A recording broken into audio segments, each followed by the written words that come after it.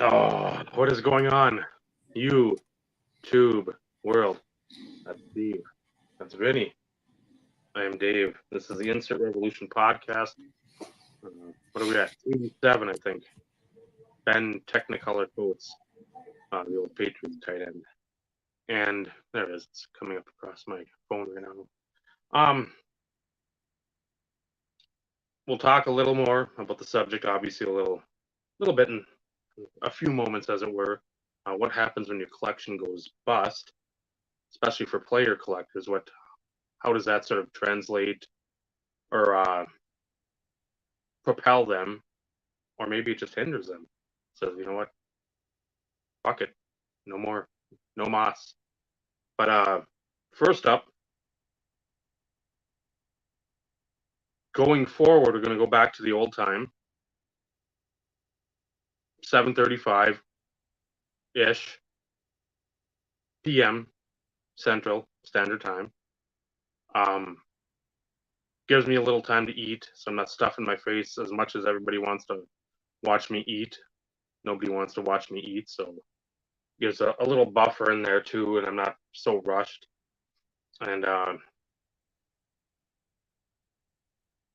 with nothing else going on Tuesday nights, I mean, it's free will. I mean, conundrums will arise. Maybe we'll go live earlier if John C. Riley will buy the triple Mike Bibby logo man out of Prestige. I don't know if he will. That's an aching question that I leave for Reddit, but we can discuss that another time on our Twitch podcast.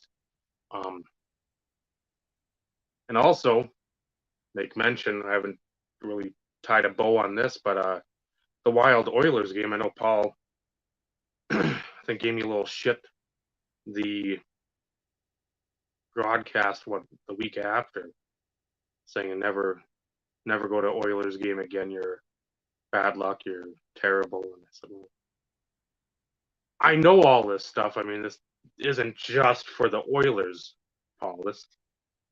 You can pigeonhole there, but when you look up into the stars at night, it's pretty hard to pigeonhole. Oh, there's Saturn. That's all I see. No, there's everything else. So it was fun. If we would have gotten there earlier, which, Christ, we got there at like 6:30, so it wasn't like, and we were kitty corner, staying at the hotel right across the XL.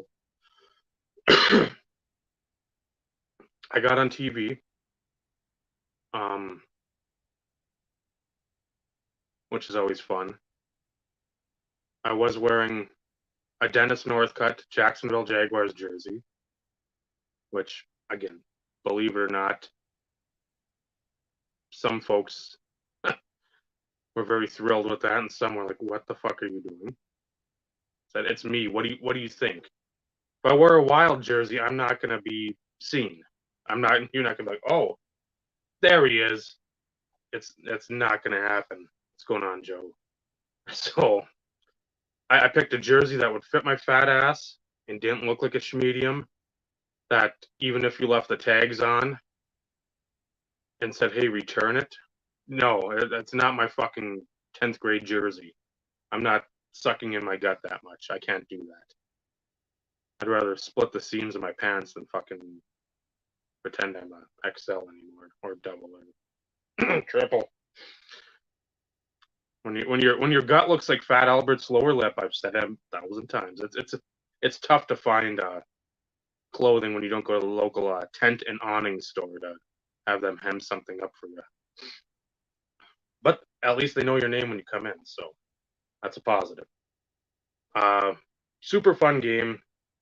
Again, being an Oilers fan, the outcome wasn't what I would hoped, but it was still fun to watch, get into it.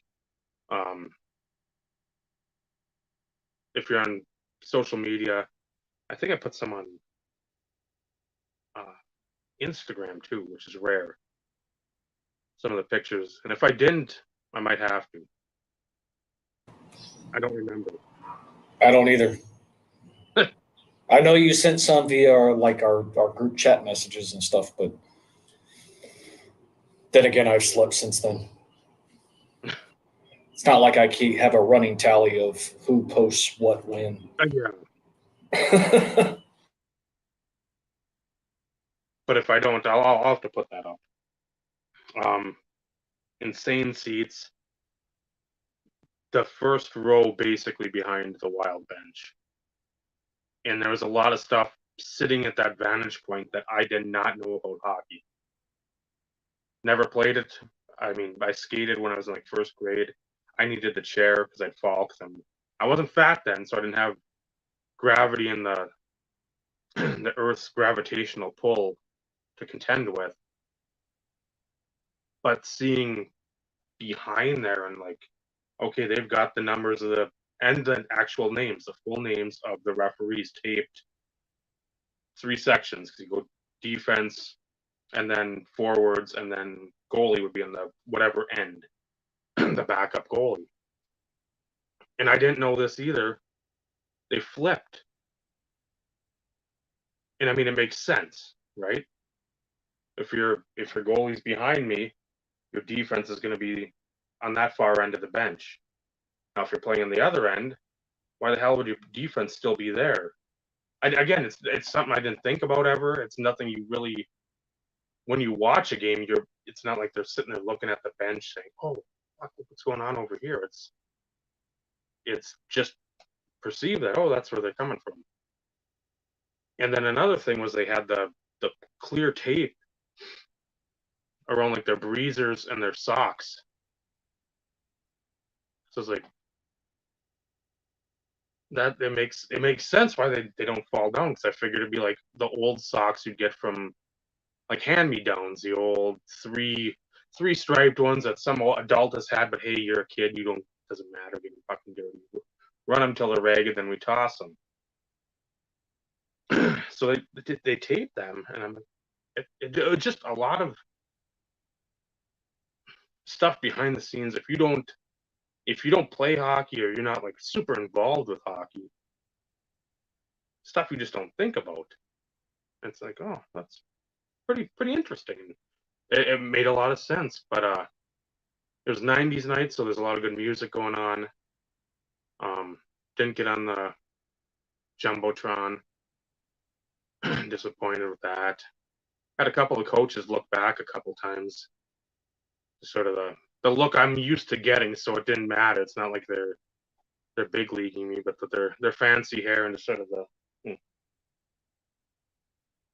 couldn't get Marc-Andre Fleury. I liked what he was wearing. He finally got that Wild gear, and that setup was just fucking on point, on fleek, motherfucker. It was just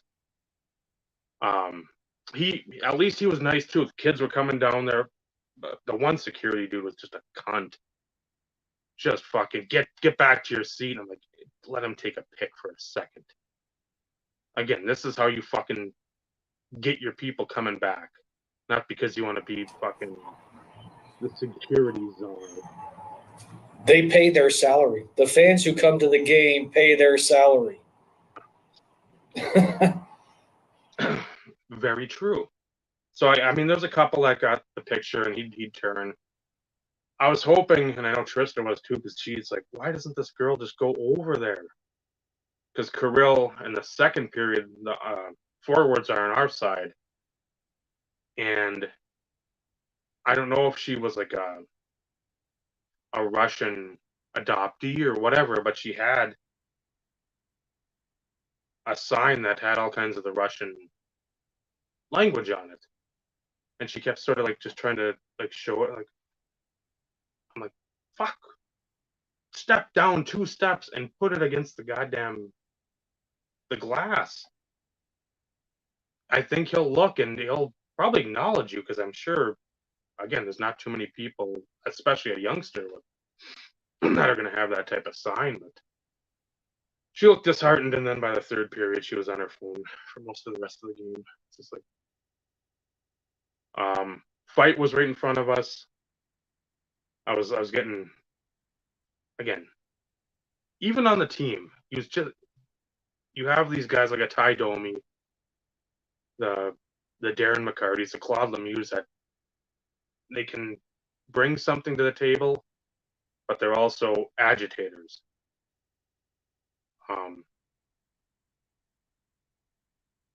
Kyler Yamamoto is a fucking pissant.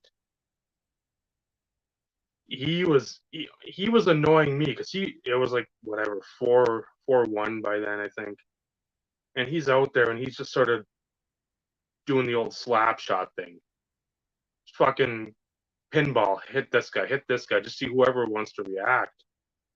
And finally, I think he had gotten Kirill, and then a little scuffle, and Evander Kane, who again, a big man, started like trying to get Kirill, and it's like, wow, that's not gonna work. And trying to think who came in there. I don't think it was Spurgeon.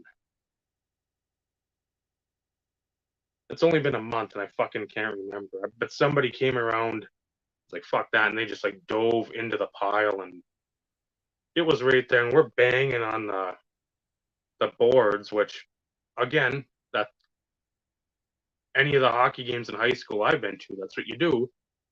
That makes fucking noise and it riles the crowd up. Once again, the security Nazi comes over. Instead of like yelling, he's like, "Oh, you guys can't do that." Like, what is this? Is this communist Russia? I mean, what the fuck's going on here? But then it's like, oh, there's a camera up there. I'm sure you guys are fucking just. That thing looked like a bobblehead. Well, maybe don't put a fucking camera there then. I don't want to see over this thing. Right? Fuck that. So it was good. It was fun. Definitely glad we got tickets when we did, and that was like in February. And the Wild were in one of their mid-season swoons, so everything was cheaper because I know we looked the day before and things weren't that cheap. And tried throughout the rest of the month, just nothing. Everything was too expensive. Looked at playoff games, and again, if they play Colorado, there might be a chance we try to figure something out. Just because that rivalry goes way back.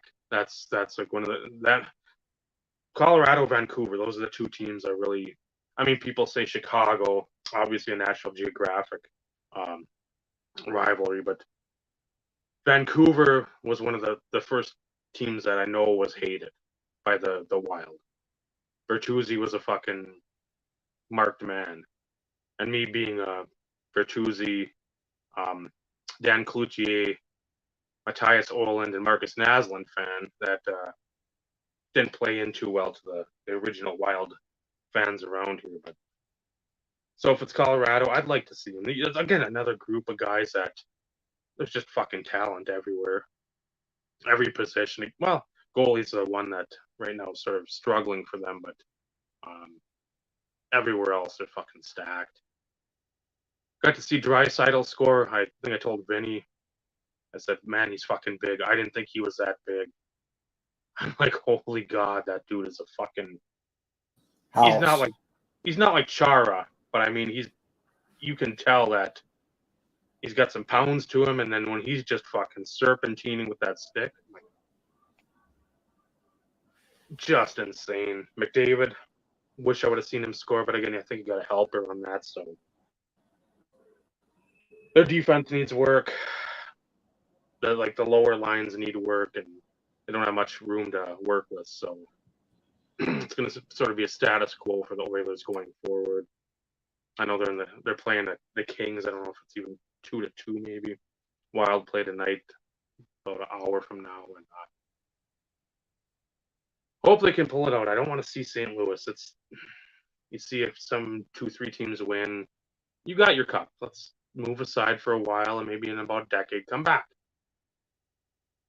But Dumba's got to do better playoff wise. He's still, I don't think he's healthy, and got to play more physical. You just got to play physical. You got to play that physical brand of playoff hockey if you're going to be successful. So, saw Mark Parrish. He was doing the pregame show. He's on the sports show I listen to on the K-Fan out of Minneapolis, and Trista's like, get his attention. I'm like, no. If I had like the Grey Goose vodka bottle, or no, Grey Duck, the Grey Duck vodka bottle that he signed, like, hey, I got this. I don't think he'd just sort of look and be like, oh, fuck, another one. In his best DJ Khaled impersonation. So yeah, it was fun. I definitely would go back if we were down there. Same here, Jeff. You just want to see something different. You want to see a young team or fairly young team that you know is probably going to get split up after the year. At least a couple pieces moved. Get there. Even if you lose, it's like, okay, at least we got to the cup. At least we're there. You take that step because, again, Vegas got their first year, so it's like, well, a lot of Minnesota fans aren't keen on Vegas, but I'd love to see it. I'd love to see it them against, I don't want to say Pittsburgh, but that'd be a nice, what about a 30-year from the John Casey against Lemieux and Jaromir Jagr and Ronnie Franchise, I think, was still there. Because I know I was pretty sure Broughton, Madonna, some of those folks. I don't know if Basil McRae was still around, but yeah,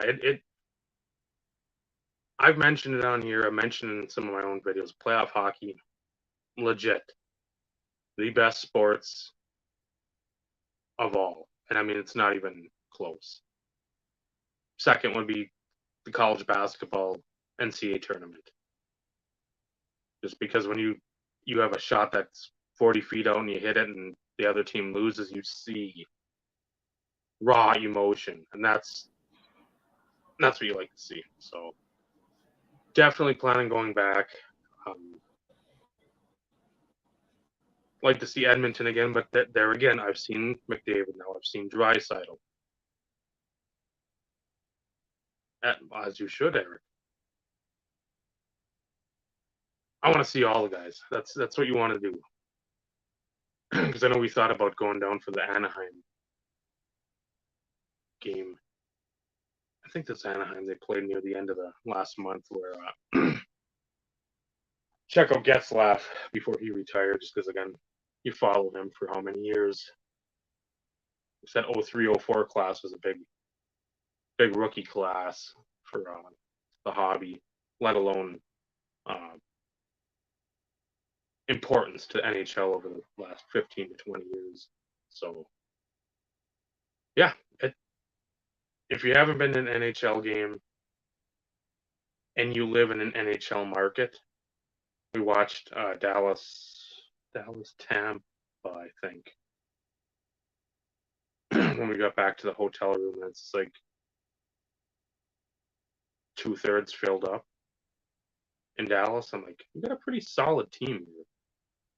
I mean, right now your goaltending is real sketchy. I mean, you had Scott Wedgwood in there, I think, but he pitched the shutout against Tampa, and I don't know. Go. It's fun, especially if, like I said, if you're in the hockey market, it's a blast. So you will not be disappointed. So with 19 minutes of me talking, somebody else fucking talk. I thought Draisaitl was bigger. He's only 6'2", 208. I figured 6'3", maybe 230. He carries himself much larger. Much larger. He looks like one of the, I'd say one of the early bosses from like Double Dragon. That his shoulders are just way out there, and he comes right down to the ground. It's not just looks like a fucking shit brick house. And I was stunned. I thought again, I love hockey. I just don't watch enough of it. I want to, but usually when Edmonton's on, that's 9 o'clock. that alarm seems to want to go off in a few hours. If I get really involved in the game, that's midnight. I'm fucked for the next day. So I'm thinking he's going to be about 5'11", 195, 190, somewhere in there. And he just shaking my head when he skated past me. You learn something new every day.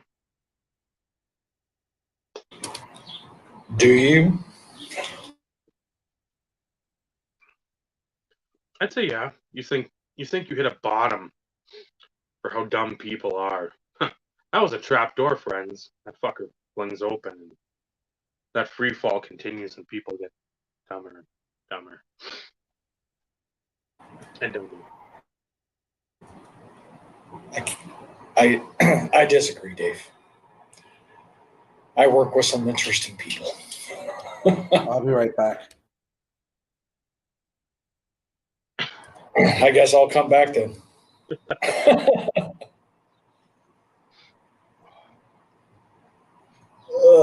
Well, I can agree. I've said this before. It's no secret. Although everybody else will disagree, I'm not a huge hockey fan. Uh, Playoff hockey, though, is its own animal. I followed the Stars quite a bit when they were really good in the late 90s. Mm-hmm. Have not been to a playoff game. That is something kind of on my bucket list because I think it would be one of those. It's one thing to watch playoff hockey on TV, but to actually experience it there it's a whole different situation. We have the Allen All Americans here, which is like whatever affiliate to the Stars, and they've been really good over the last, I don't know, decade or so. It seems. I did see a playoff game for them, so much smaller scale, but I mean the enthusiasm and the energy is there. But when you're talking, maybe 15,000 fans compared to whatever American Airlines holds, big difference. So, but to go see a game, especially if you have decent seats, the experience is well worth it. So I will agree with that sentiment wholeheartedly because I've only been to two Stars games, but both times they were a blast. So one time third row, uh, the other kind of mid tier seats in the lower area. So I mean, better than up in the nosebleed section.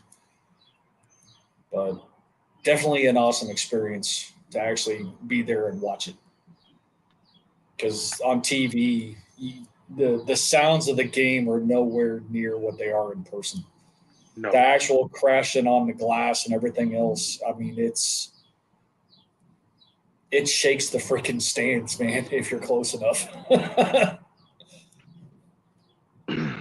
That and the skates, you can hear that clicking, clacking noise.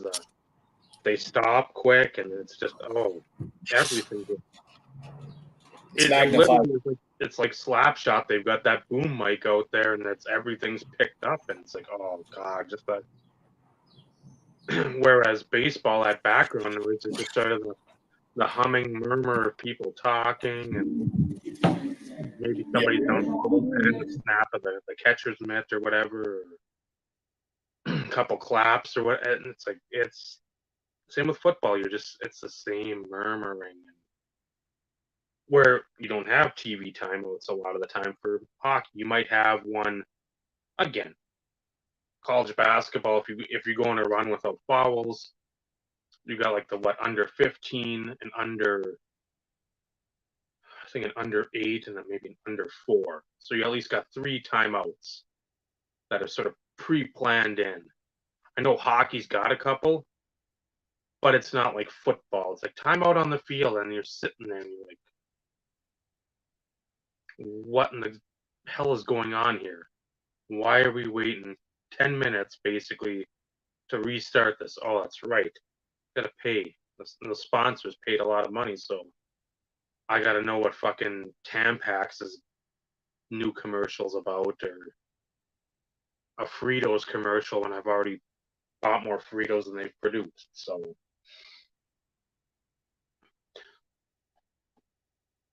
I saw that, Joe. I'd completely spaced it because I knew it started, I think, 5:30 Central Time. And most of the time, these are basketball, I think, is tossed in the halftime of one of the playoff games.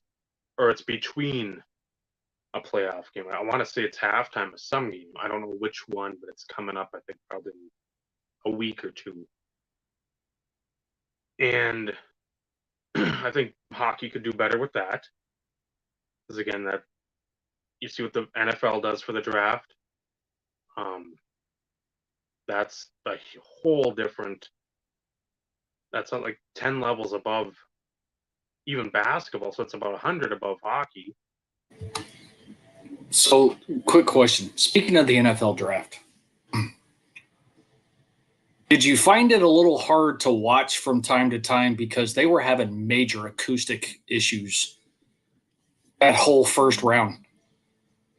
They couldn't get the PA system right, and there was feedback in the freaking speakers. There were times in which it's like, holy crap.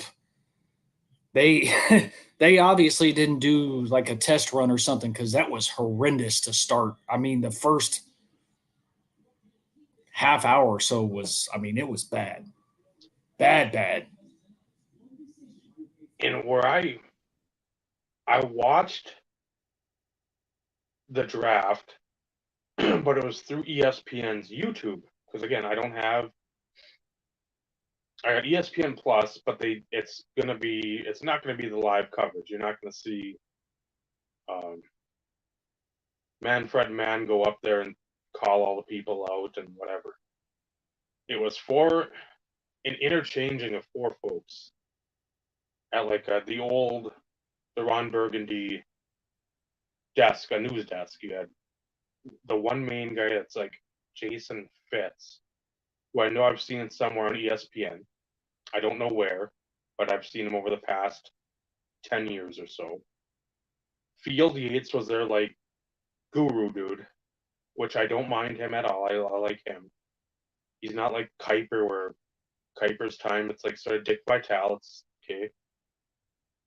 We'll bring you in as we need, but you're not going to be the focal point.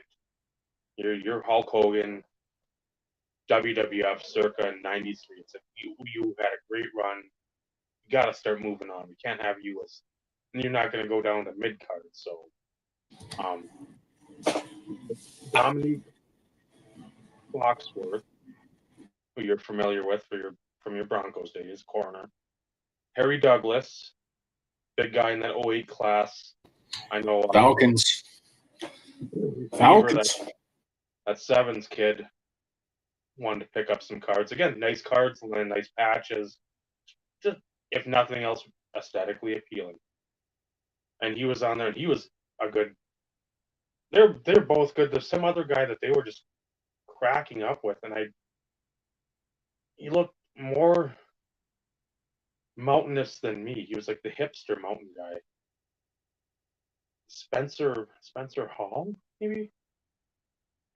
I don't know who it was, and then there's some Asian woman that was on there early on, and then she ducked out. I think after Detroit picked or came up with second pick, and it wasn't terrible, but it's just you're waiting for them to give the picks, and they're just sort of like talking to the camera, and then they'd all like look at whatever big screen TV they had other side of the studio.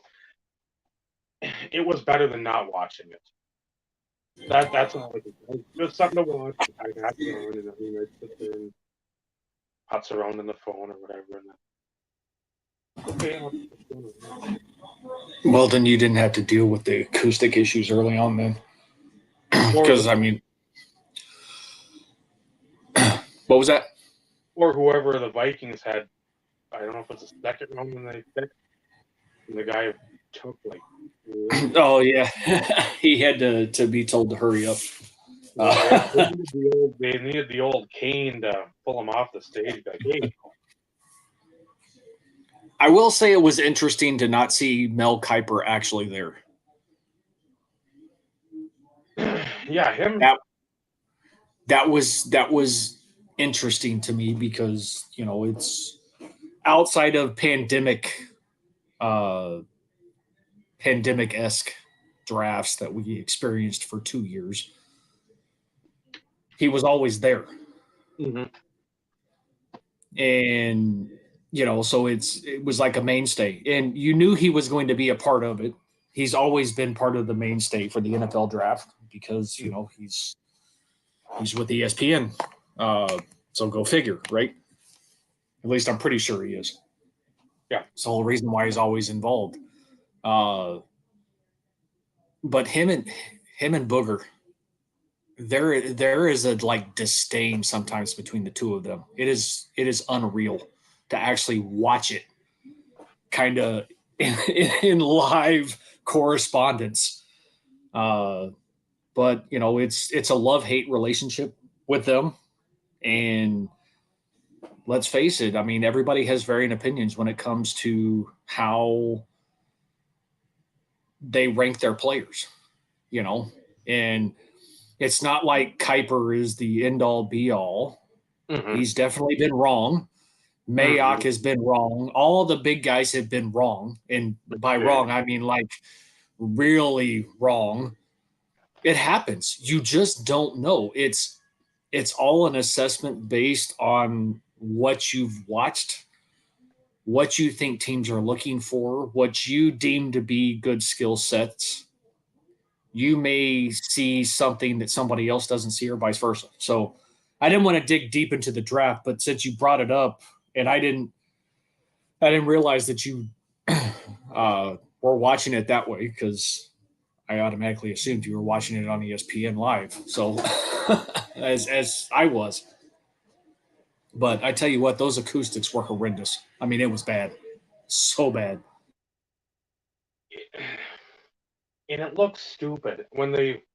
There's a couple times they jump sort of like live, and they'd be like, "Well, here's whatever," and we want to thank everybody. In the I think the start of it I sort of caught because they're like the front whatever, more or less, the VIP section, the front row of the draft was like season ticket holders, which I get, but that doesn't necessarily mean you know a lot about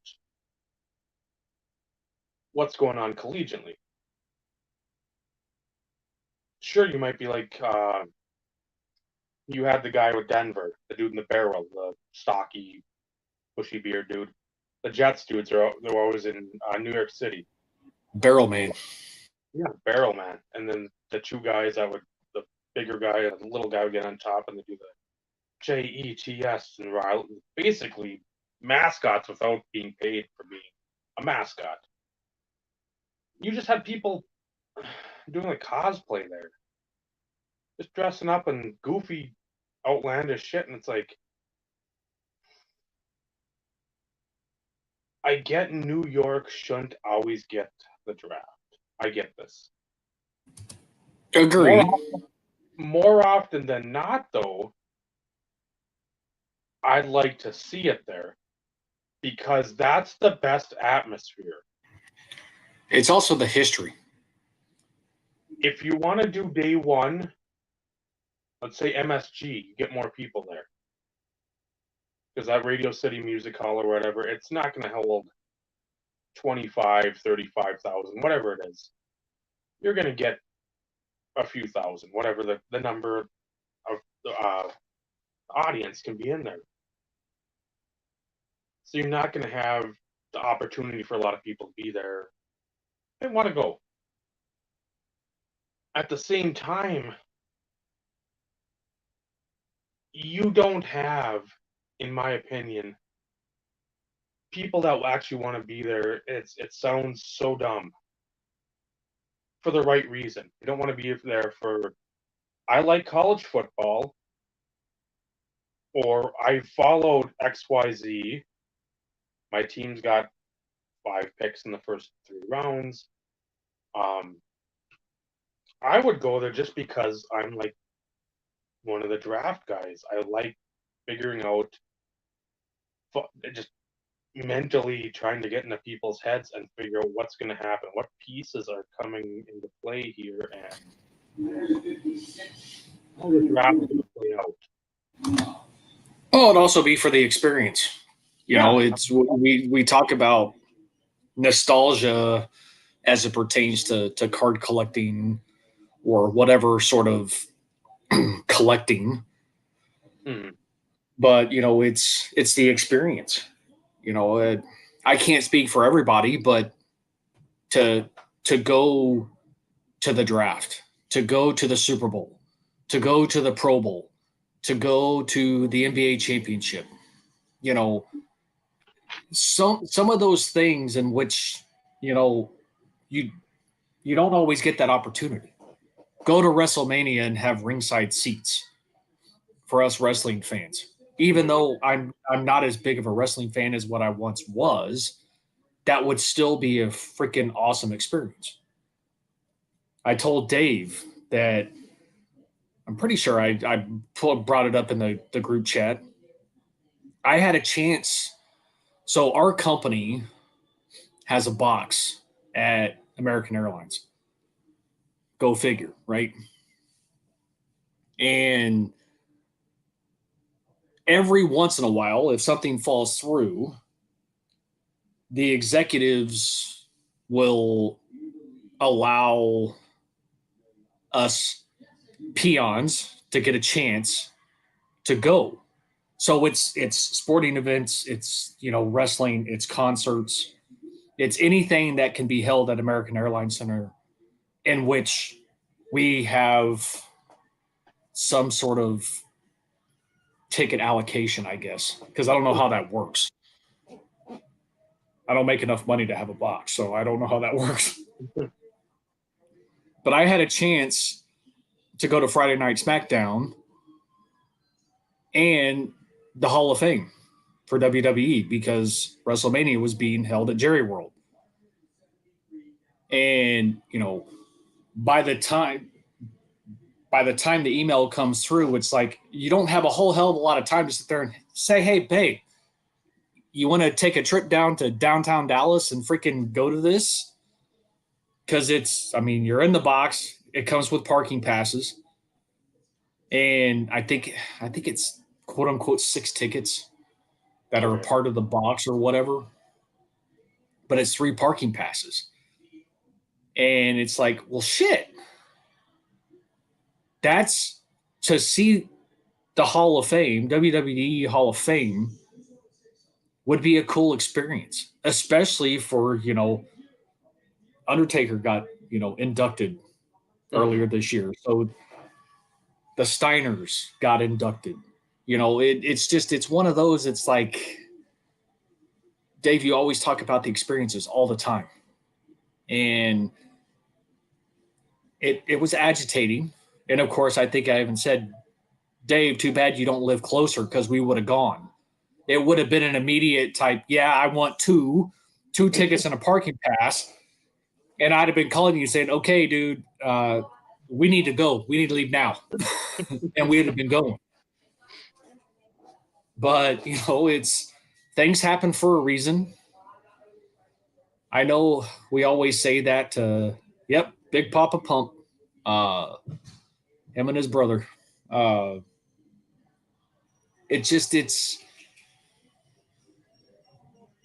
We say that sometimes to ease the pain and the agony of losing an auction sometimes and stuff along those lines. But in all reality, though, things happen for a reason. For whatever it is, sometimes we never understand what it is or figure out what it is, but I'm a firm believer in, that I always stand behind things happen for a reason. But it's no different than, I'm going to segue this time, having a player collection. A lot of people have a tendency to start collecting a player, whether it be because of college ties, whether it be because they play for your team. Sometimes they can play for another team. But you like own in on a guy for a multitude of reasons. Like I said, college, the way he plays, the position he plays, the team he got drafted to, whatever the reason is. As a player collector, you hope that he pans out to be something. I know most of us will probably not sit here and admit it, but if you collect a player, you hope that it becomes a solid investment. We all say that, yes, if the market crashed from the sports card world and all cards went to zero, we wouldn't care. And to a degree, we wouldn't. For those of us who are collectors, and that's our main focal point, we honestly don't care. But for those of us who have kids, and I'm speaking for you, Dave, and I'm not speaking for anybody else, and I can even speak for Vinny because we've had this conversation before. We do this because it's a hobby. We do this because we enjoy it. But at the same time, we want to be able to leave it to our kids in hopes that maybe there is some sort of financial gain in the event that they choose to part with it. I was going to say dispose of it, but that has a negative connotation. And that's the wrong nomenclature I'm trying to get out here. So at least from my perspective, although TD's career was short, he did get into the Hall of Fame. Well deserving. He deserved to be in the Hall of Fame just on his playoff numbers. And that's always my argument when people used to push back. I could always say Jim Brown and just look at his playoff numbers. His playoff numbers were, you could have made a career on his playoff numbers. Yeah. It is what it is. People can disagree with me all they want. I don't care because guess what? He's there. But at least from my perspective, he made it. And that's what the hope was. I, of course, wanted him to play longer. I still always held out hoping that he would make the Hall of Fame to where at the end of the day, there was some possibility that later on stuff would be worth even more than what it was for, what I paid for a lot of things. I'm interested to see where you take this, Dave, because at least from me or from my perspective, and I'll speak for Vinny briefly, he had to take a call. Something happened for work. So that's where he ran off to. Just wanted to throw that out there so people weren't thinking that something was majorly wrong. But something did happen, work related. So at least he collects Lemieux. Lemieux had a great career, Hall of Famer. Stuff still holds value. For me, Terrell Davis, he's actually had an uptick in value. And then there's poor Dave. The endless amounts of collections and player collections in which are better used for toilet paper potentially. And yes, I'm tying back to that since we had a brief conversation before we clicked the go live button. So I just throw that out there too. I know on the Josh Johnson front, there was a time in which you had that window in which you probably could have done some financial damage, so to speak, because of the way that you collect. But, on the flip side, and I think this may be where you take this, a lot of the reason why you collected the players that you do is because you watched them in college and you really enjoyed them as a player in college in hopes that would transition into the pros. Now, that's more football related than it is baseball. Yep. But on the flip side, I mean, you have a Frank Thomas collection, mainly focused on the '90s inserts. You have the Piazza collection, focused mostly on the '90s stuff. Mets stuff you hate, or is it the other? Dodgers No, you up until I think like '98, Dodgers, and then the couple cards with the Marlins, and then we've got like an Ultra Series 2, and I think Leaf Rookies and Stars. I don't think there are many others, but Mets nothing, A's nothing, Padres nothing. show Eric a damn hockey card before I put him in timeout. Sort of been waiting for it. Show you the next one.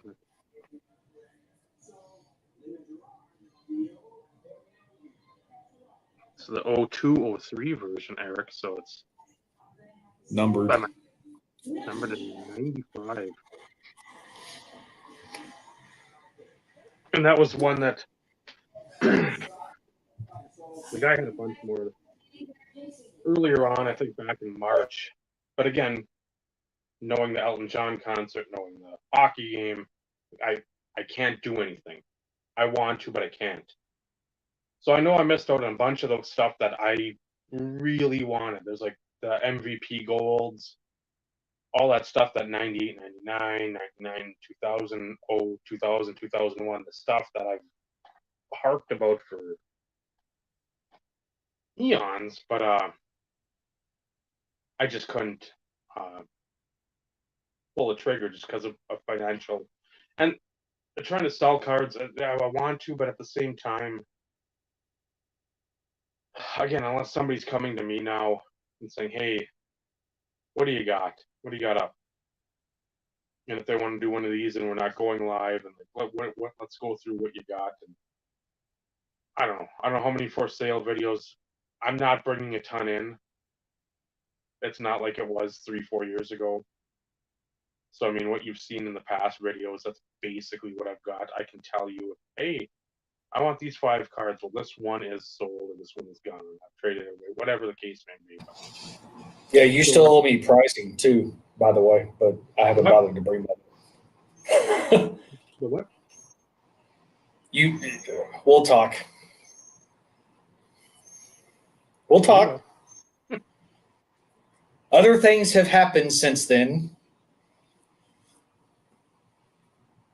but I'm sure you had more inquiries that were a little bit more profitable for what you were trying to, for the funds you were trying to acquire at that point in time. But hopefully you still have them. I've got a stack of stuff for you. Plus possibly some other stuff that's in that I just don't talk about. 'Cause I'm good like that. I don't. What have I always said? I try not to listen to that. No, be careful who you let into your sanctum. Not everybody needs to know everything that you got. Oh, I know. So that's one of those that's more an applaud than it is a jab or a kick in the ass. Yeah, people have seen stuff. If you watch the podcast, you see a chunk of things that have come in through the group text that show a couple here and there, maybe. Other than that, it's like I don't need 50-second shorts to pump my ego. I don't care. I don't want to be sponsored. I can't be. I'd be canceled before it was ever sponsored. So if I put something out there, be happy you see it. That's all I say. Especially the one that I put out there recently, that triple patch. That's more like that's fishing, 100%, because that's one that doesn't fit in the collection.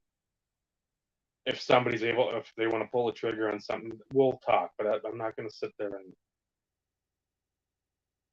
finger your butt while you're licking my belly button. It's like, no, I don't need that fucking shit. Dude, that was a visual that I didn't need to have right about now. But now you have it, and that's the best part of it. No, it's not. That's the fucking problem. Vinny, help me. Please come back. Please. Baby, come back. He's dealing with a major shit show right now. I'm just throwing I think that shit show's probably better than this shit show. No, it's not. It's not. See, Eric said the same thing. Don't ever say that again. Eric says a lot of. So Dave, check the private chat.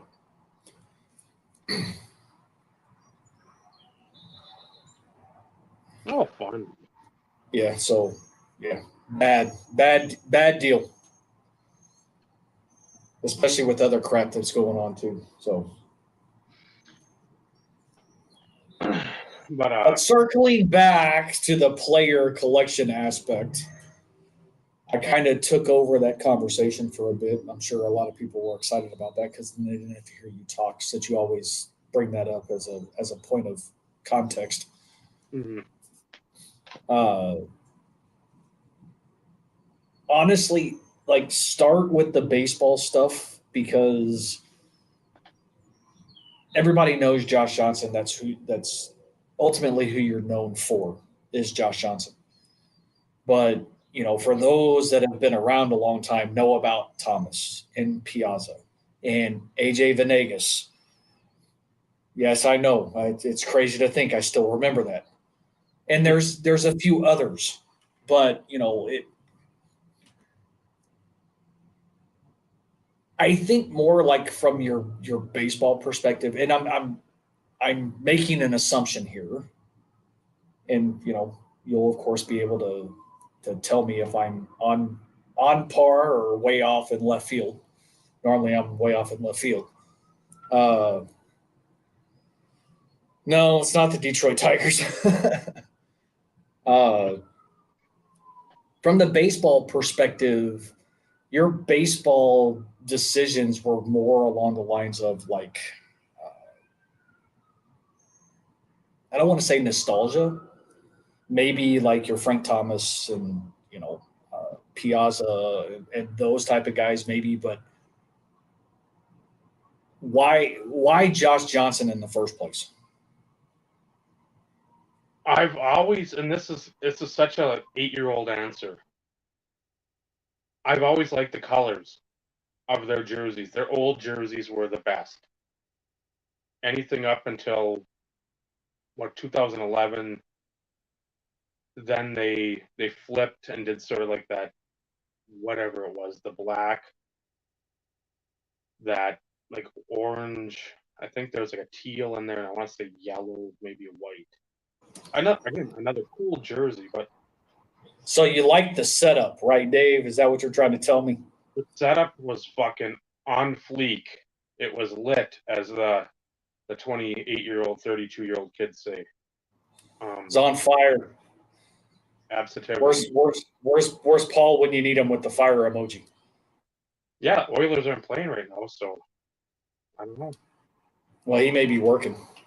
He actually gave me crap last week. He's like, dude, I'm disappointed. I rely on the IRP and BIC to tell me what days of the week it is. Didn't have it. Any other time, it's just a day. And I'm like, sorry, man. Bobby, I beg to differ. Dave has used it twice already. So Yeah. just thought I'd throw that out there. I'll do a physical and I'll dab for you too. So anything in the last 5 years that has run its course and been stomped and kicked out like a brush fire, we're bringing it back tonight. I'm going through my head trying to think. First with Johnson, it's in that I liked them. They didn't have the prospect base there as they came in, won that title, I think, in 97, had the fire sale. I was a monster Derek Lee fan. Monster. So when they got him, I'm like, ooh, here we are. But let's, as the team Schmedians like to say, let's go. I was all in on Derek Lee. Back then, though, you didn't have chunky patches that were just like fucking insane.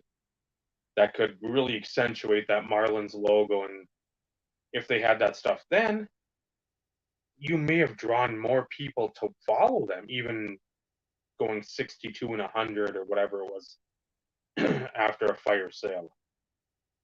Because you had him, you had Adrian Gonzalez before he got shipped out. You had Josh Beckett. You had some pretty big players that were over the next decade come out of Florida. The pitching, when I tried to do a little prospecting, because you buy Bowman, even back then, 97, I've talked about it. Jose Cruz Jr. was the guy. That was the guy.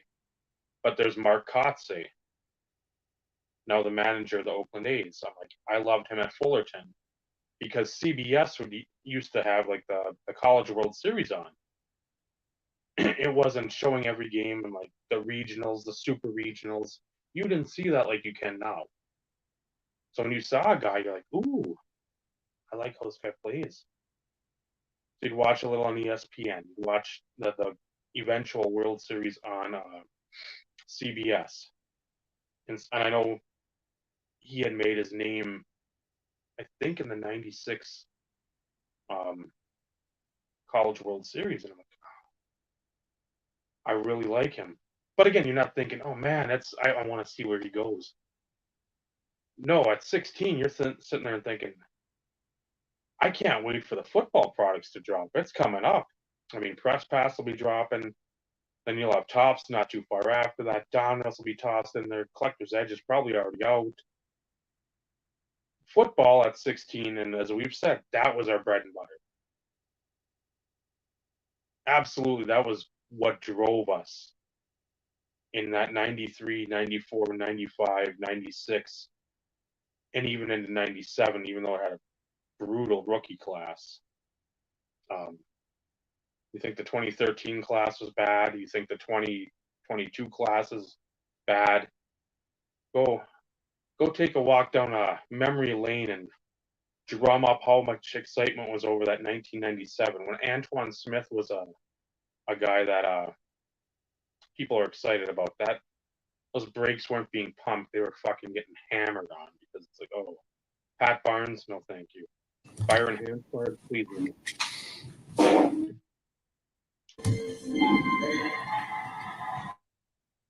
So with baseball, it's like, okay, you just picked up Bowman because it was always that chance. Down the road, somebody might pop because that 95 set had just pretty much exploded. Bartolo Colon, Vlad Guerrero, Andrew Jones, Scotty Rowland, and Bobby Abreu were the main guys that finally it popped up, and then the Bowman's Best, of course, as well, and the refractors as such. So you're sitting there and thinking, okay, if this happens, maybe I just hold on to these guys a couple of years and just see what happens. Todd Dunwoody was another one. Ryan Jackson was another one. Out of that, I think 97 class that I was really interested in the Marlins. What's going on, Yannick? And you're sitting there and thinking, okay, I like the colors. I'm a big teal fan. I'm a big the Carolina blue. It's always been something I've liked. Going Natron Means, Sheed Wallace, Stackhouse. A couple of years later, Vince Carter, or during that time, Vince Carter, Antoine Jameson, Eddie Cota, Serge Wicker, Dante Calabrio, guys that I love. That was the basketball team for me in my 15, 14, 13, 12, 16-year age range. I loved them. So you take that, you take the cool logo, the cool fucking Marlin on there. You're like, oh my God, this is just. So you sit there and you think, okay. And I picked up other guys along the way. They made trades. And then eventually, when they traded Derek Lee away to the Cubs, they got Reniel Pinto and Sergio Mitre. So I was able to pick up a huge collection off of, what the hell was it? Sports Card Forum, I think. And it came in like, I think a big 2 or 3 row box. All this fun stuff just to look through. And that was a lot of my trading back then. It was basically strictly on fun. If I could get something I really wanted, hey, let's go. If I could trade 10 cards and I knew I was getting, hey, there's a couple studios, studio auto in there for like, I don't know, number to 10. There's a studio parallel to 5, and it's not a show number 1. There's some upper deck stuff that's number to 10, number to 25. If it was like basically a complete run of his stuff from like, oh, whatever, 3 to 05, 06, I'm like, I'm in on that. Because being the completionist, even at that time, that's what I wanted to pick up. Even if I was people like, that's a stupid trade. You're trading basically down. I didn't want to do eBay stuff. I didn't have scanners. I didn't have digital cameras. I didn't have that stuff until like 2009-ish. That's, again, when I started thinking about more of the YouTube after the National, the Pistons fan, Elon. Because then I had something to sit there like, okay, maybe I can do this. For those who are very young, technology wasn't as abundant in the mid 2000s, in the early 2000s, as it was, or as it has been the last decade. I mean, digital cameras were a lot. This wasn't like a $40 purchase. This was, if you're buying a digital camera, that's like $300-400. Then they started trickling down when you didn't have the fucking Nikon type stuff, and you were just getting basically a Casio watch, which still worked just fine. And then they picked up like Ricky Nolasco, I know, in a trade, I think, from the Cubs. And then it was like that 9, and then Johnson was drafted in 02. And I was like, I don't know how much I want to do. Again, back into football. I was knee deep, waist deep, underarm deep in football again, because it sucks you back in. Chargers sucked for a couple of years. They made the trade. They're the number 1 pick in 01. You trade it and you get the 5. You're still able to get Tomlinson. You get Breeze. What was it? A year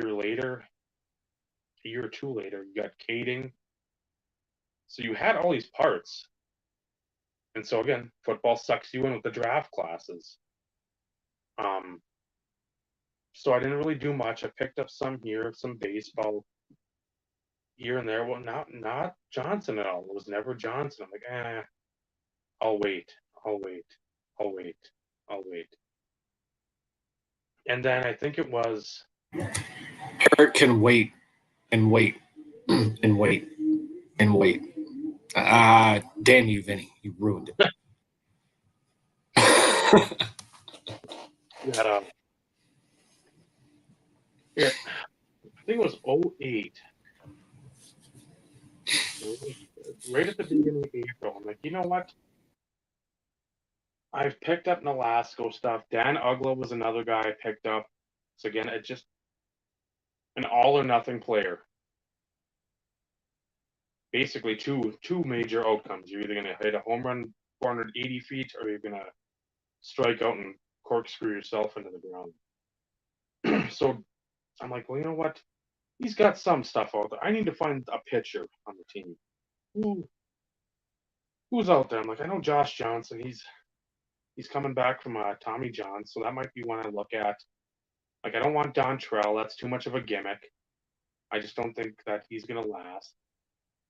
Nolasco, he's got some stuff. Anibal Sanchez had some stuff. I don't know.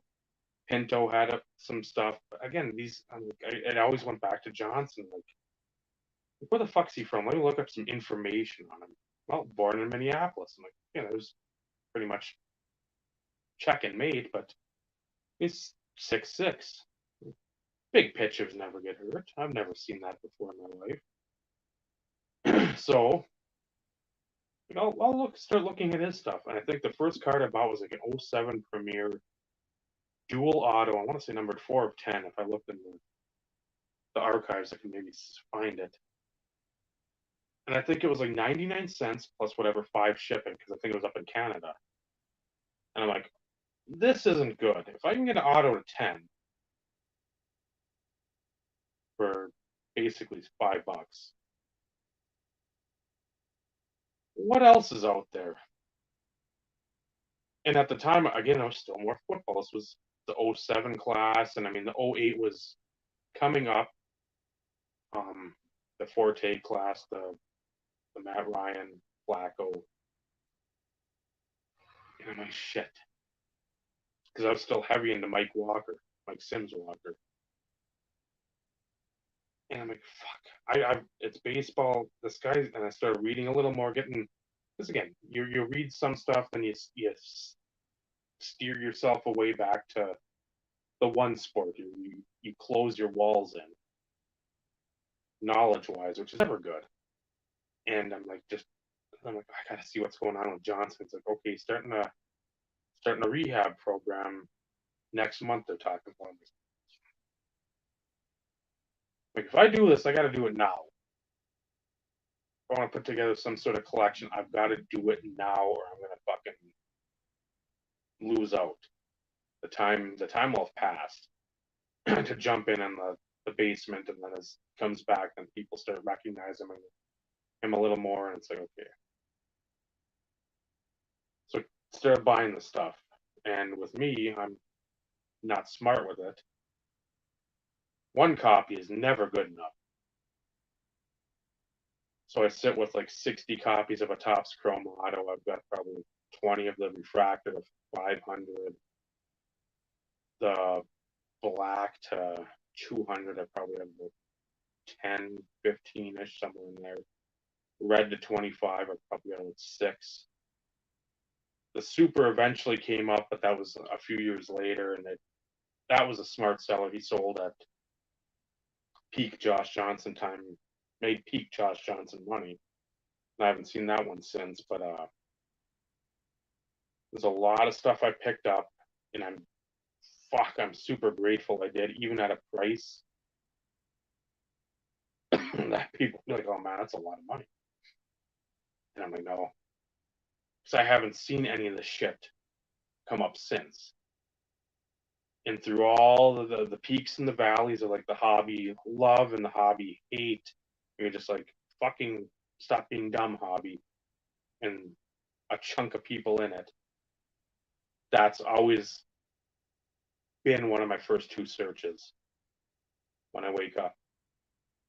Especially back then when he was relevant and playing. I'd sit there and look at his stuff 30 times a day, 40 times maybe. Just because stuff would keep on cropping up. It's like, well, fuck, he had a 7-inning, 3-hit, no run, 2-walk, 8K win last night. Well, fuck, that next morning, there's probably 70 new cards. Again, a lot of dupes in there, but still, you're like, okay, I got to go through them. I don't want to miss something. So it started with him being really the first baseball guy. I just went stupid. I jumped off a cliff, not even looking where the hell I was jumping. Because, I mean, Abreu, I've always loved as a player. That's been my guy since '94, before he came up using, I think, single A. And I started following him through like the Baseball Weekly, like the prospect stuff. Like, okay, it's him and Hidalgo. I'm gonna follow those 2 and see what happens. And I never really collected Abreu. I'd get stuff here, I'd get stuff there, I'd pick stuff up. but it wasn't always like, God, I got to look for his stuff. I have to look for his stuff. It was always a football guy. With Johnson, it was, I fucking need everything, every copy made of every card ever.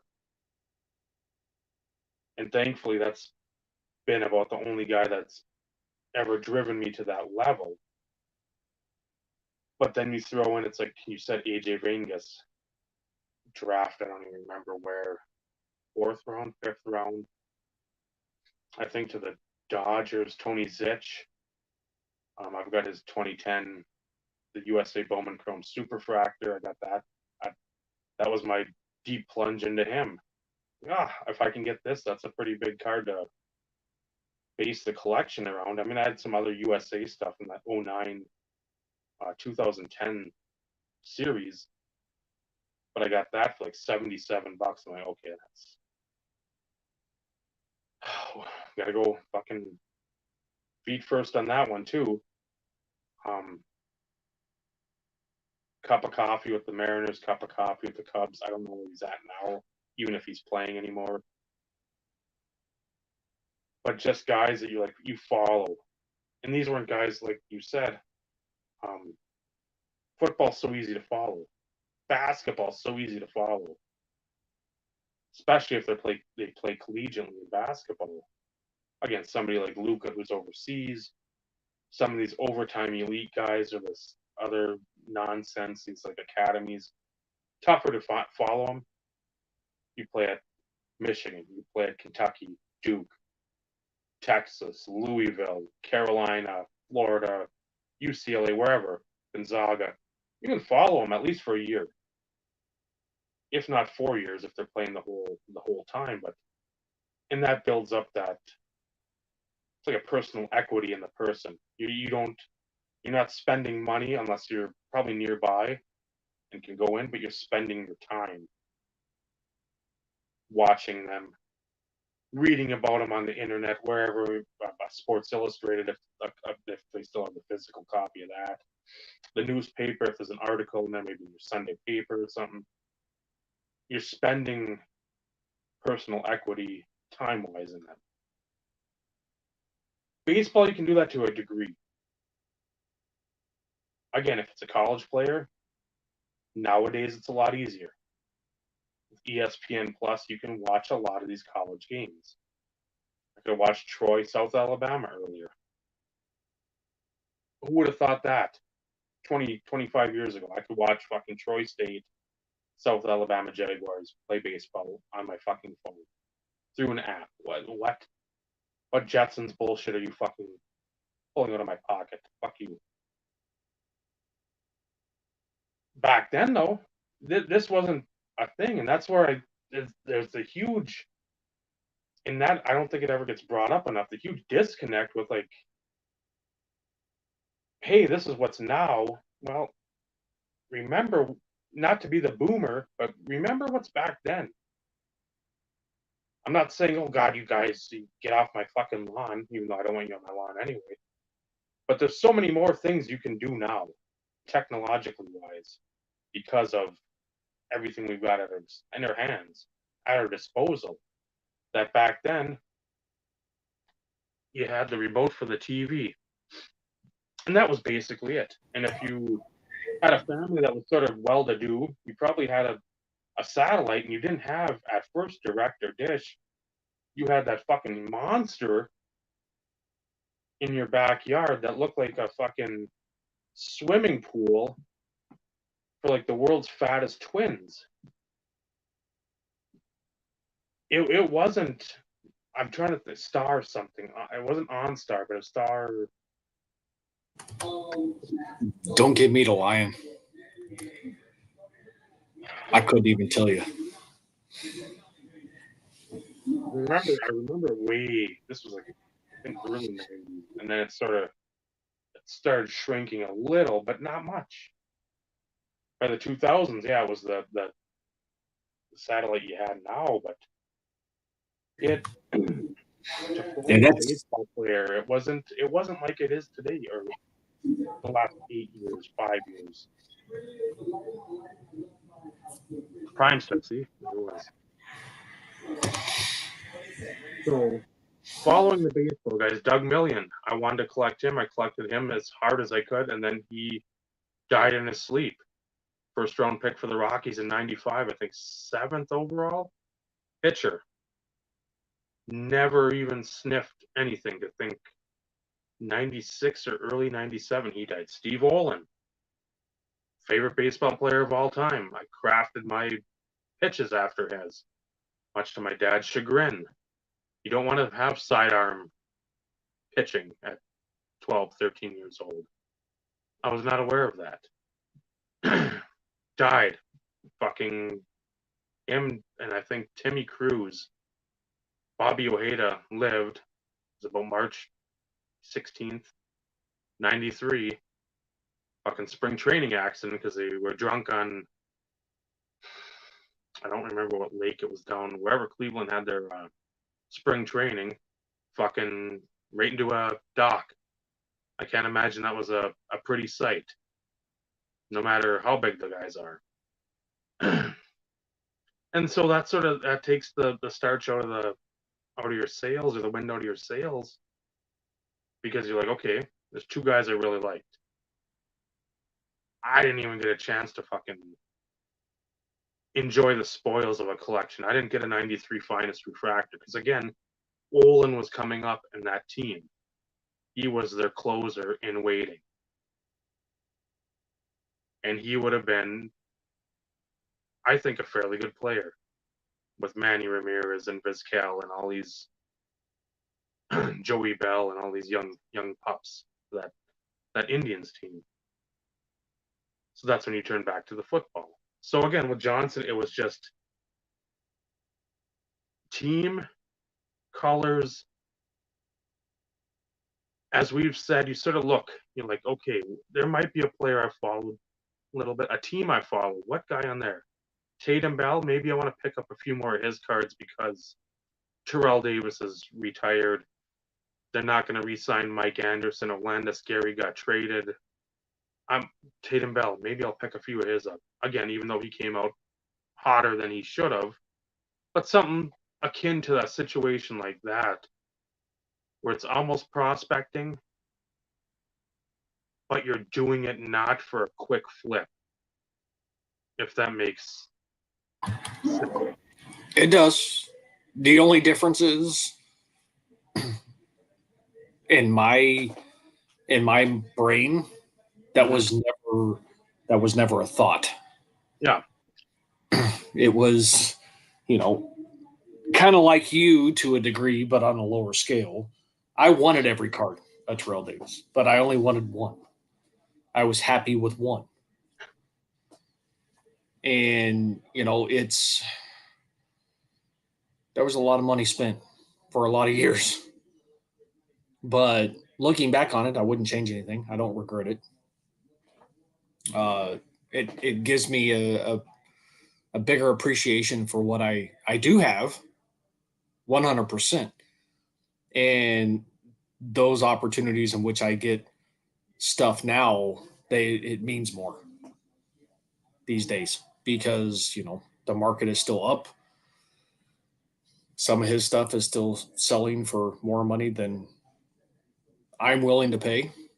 And I'll throw that out there as the caveat. Others are still spending big money. I mean, I shared a card with Dave, Vinny, and Bob, and I'm like, it's a nice card. First year flawless, numbered to 10, dual patch, beautiful card, but almost $800. What crack are these people smoking? I didn't even pay half that for the 101 for the same year. Granted, it's the vertical, so it's only a single patch, but still. I mean, put that into perspective here for a second. Horizontal, multicolored, dual patch, on-card autograph to 10, $800. Vertical, single patch, part of the V out of his nameplate, 101, on-card autograph, and I paid less than half than what that other card sold for. Makes no sense to me. But now that Vinny's back, and I apologize, Vinny, because you're probably going to have to go back and watch the part where you stepped aside. I did speak for you a little bit in reference to this topic because, at least from our perspective, you're the Lemieux guy. That's what you're known for. You do have others, most of which you don't advertise. But, being that the topic has to do with, picking a player, focusing on a player, and, in the event that, player goes to crap, the career goes in the crapper, they get convicted of murder. Of course, I'm exaggerating here. Fluke injury, they just don't amount to crap. From your experience as a player collector outside of Lemieux, figured I'd give you an opportunity to jump in here and kind of join the conversation. And you're on mute. It's not it went to crap. It's like he never got popular. Like Cervelli for the Pirates. Mm-hmm. As soon as he got there, I was like, that's my boy. Just bottom line, end of story. Brandon Inge for the Tigers when I moved here. Could play any position. Literally. I think they could put him in there to pitch, and he'd try his darndest to throw strikes. It was those kind of players that I like, guys that are team contributors to championships but get no fanfare. The grind line, Kirk Maltby. Love Kirk Maltby. McCarty, Drapes. I'm trying to think of guys. Joey Mullen. God, I wish somebody would realize the importance of Joey Mullen.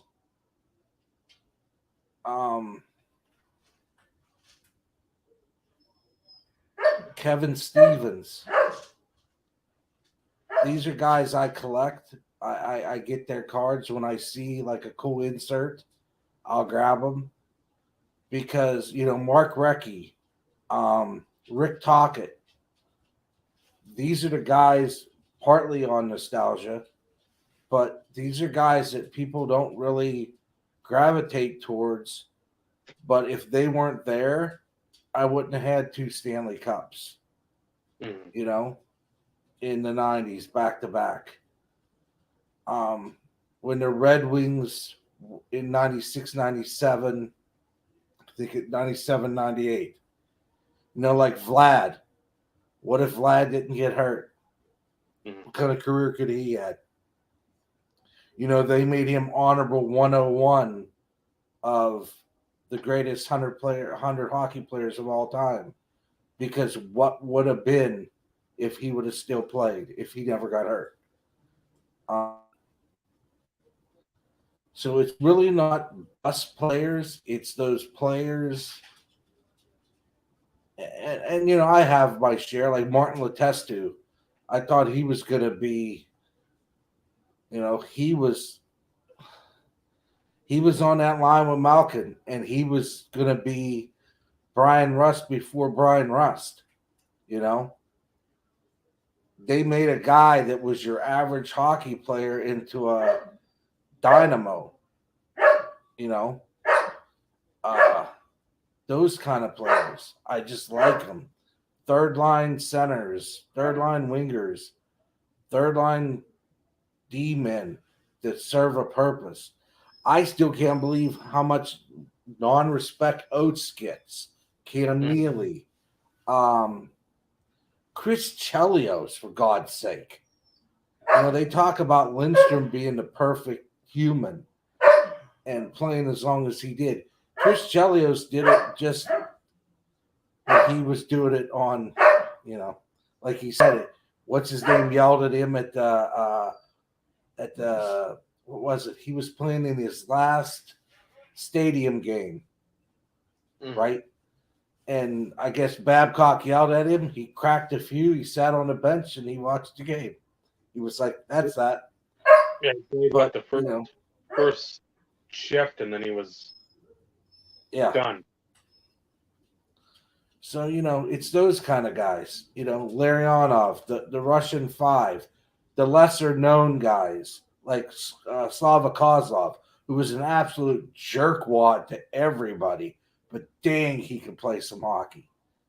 Larionov, Fetisov, those guys.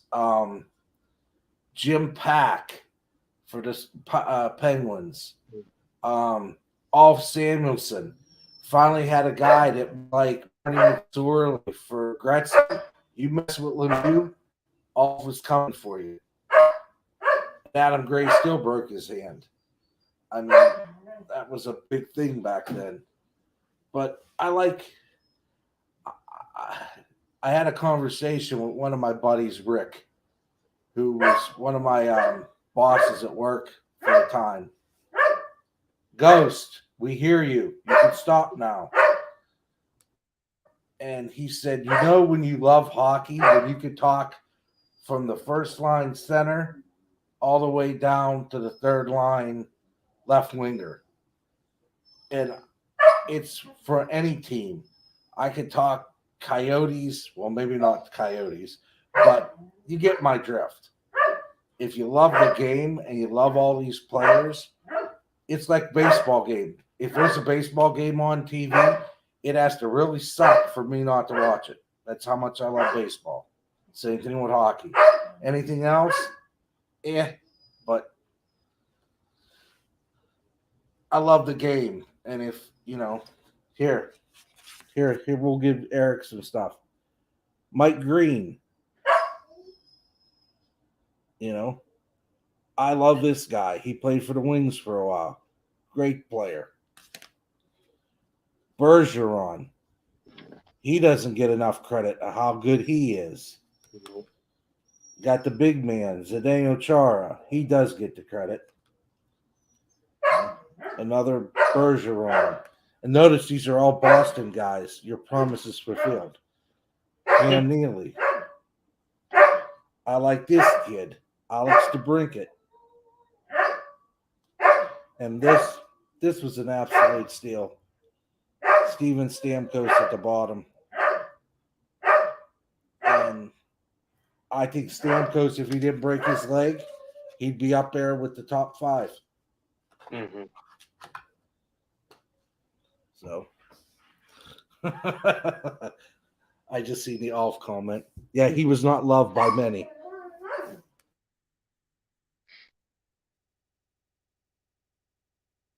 No, it like you said, those lesser known guys. And again, as a Chargers fan, and then even a Packers fan way back when, still a guy that enjoyed cheering for them quite a bit, and moving back from Superior in '94. The one reason I enjoyed Denver winning the title against Green Bay, I did like Terrell Davis. I loved Elway. I had an Elway, I think in '96, that came out with, I don't know how many. I think it was Aikman, Steve Young, Bledsoe, Favre, Elway, and maybe Emmett Smith. And there might have been a few others. Might have been like Rice, Sanders, maybe 12 players total. But they had like the black jersey. The paint was like the main team color, and I think the outside was the secondary color. But a black Elway jersey with like I think the blue basic number 7, and the outside it was the orange. And people are like, "You're a Packers fan." I'm like, I love sports. I fucking love football. I mean, then it was like, you put me, I'll watch the first game, and then I'm going outside and I gotta play because I'm too jacked up after watching it. I need to get out there and fucking.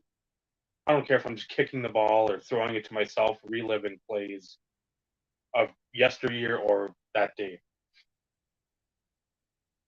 But Tom Nalen, seeing him win a title. I fucking loved Tom Nalen because I played shocking offensive line.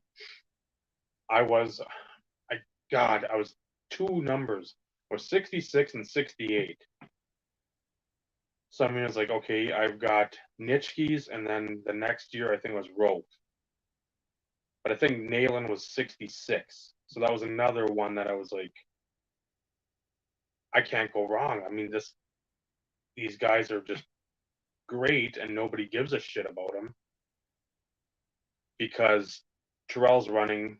And again, he'd give credit, but you don't hear it on Sports Center, or you hear it on NFL Network today. Again, a time difference. You don't have fucking 40 minutes of somebody breaking down film. Watch how the line blocks so TD can have that one cut. They seal it off at the back or whatever, and he can run free. At the time, it's just like, I'm showing you Terrell Davis, then Shannon Sharp's got a catch down the middle for 35. Eddie McCaffrey's got 7 for 130 and a touchdown, and Broncos win 34-21. But we've shown you about 40 seconds of highlights, and it's nothing to do with the O-line. So that's where I like those guys back then, but they didn't have cards.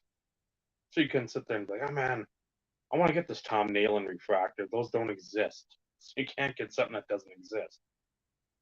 But yeah,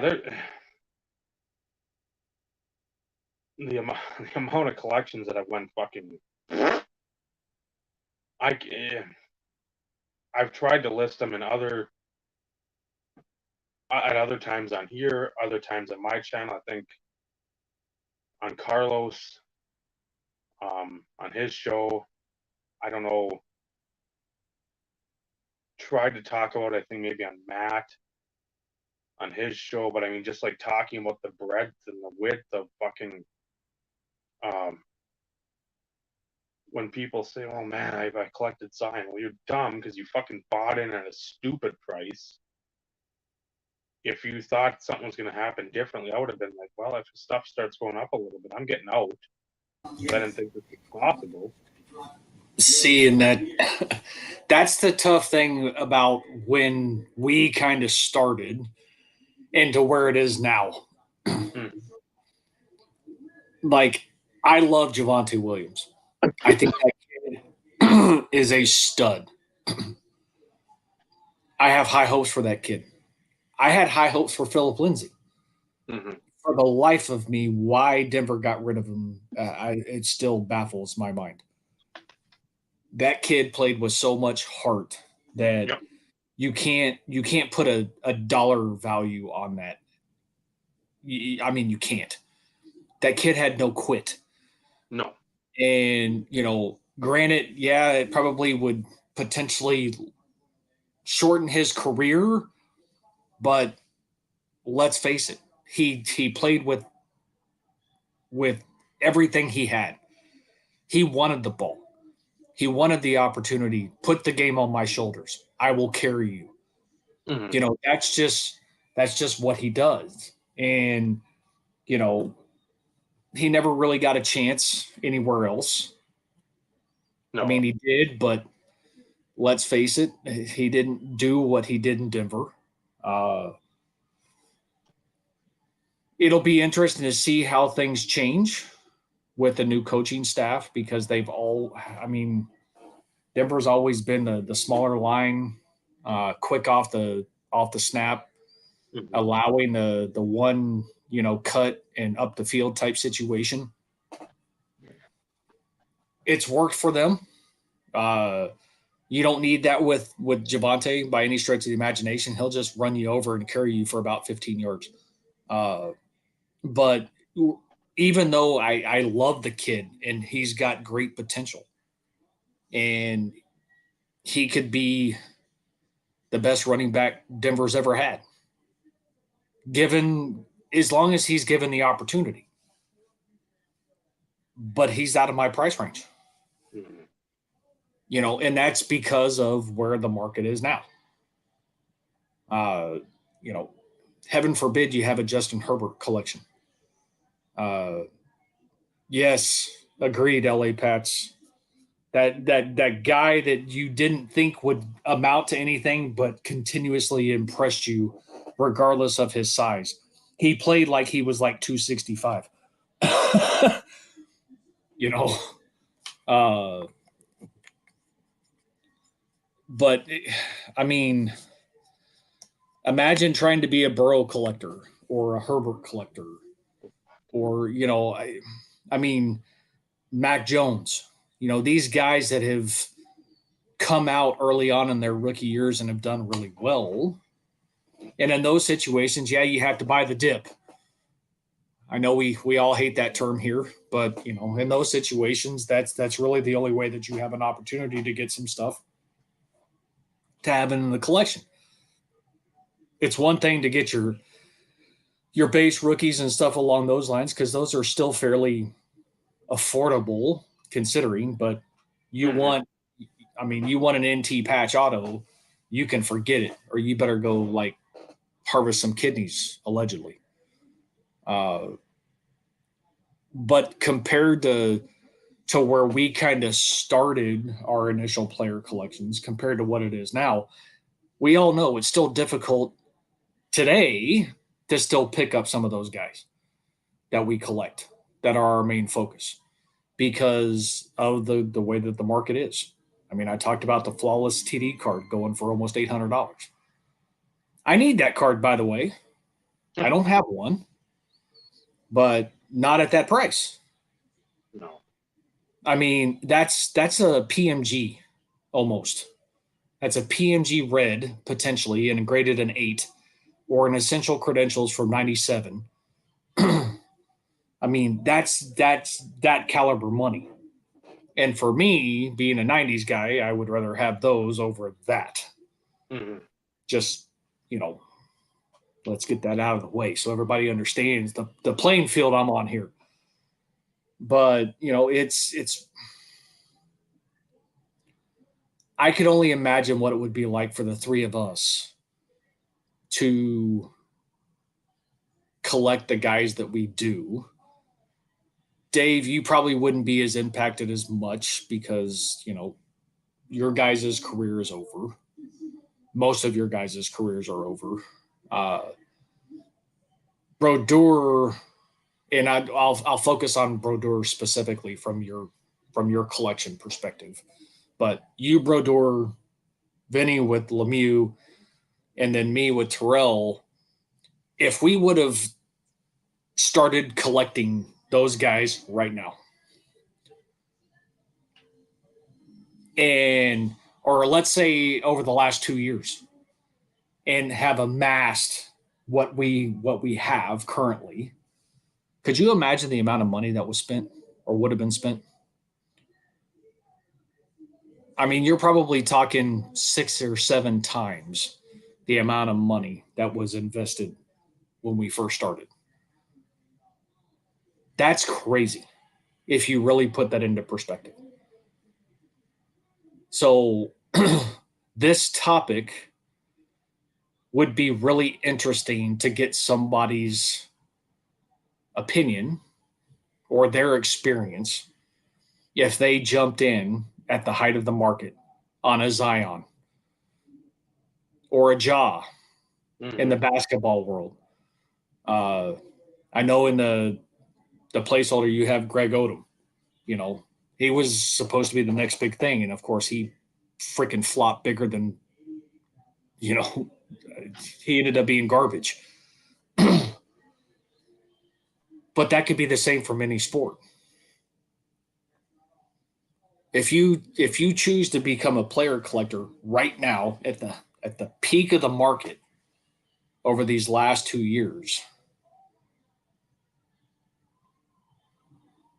and the fact of running the risk of them being a flop or don't really even get a chance, from a basketball perspective, let's say they're not a starter, they're a bench warmer.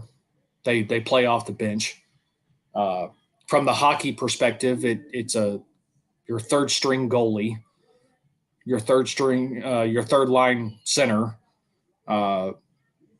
football, it doesn't matter what position, whether it be backup, hell, you could be a starting tight end for that battle, And then from a baseball perspective, baseball, as we all know, there are freaking prospects for what seems like freaking 20 years before they even get a chance to play. Yeah. So it's that crapshoot. So it's this topic would be a lot more different if the three of us and probably a lot of individuals here jumped on a player collection bandwagon now compared to when most of us started. It's interesting. It's interesting.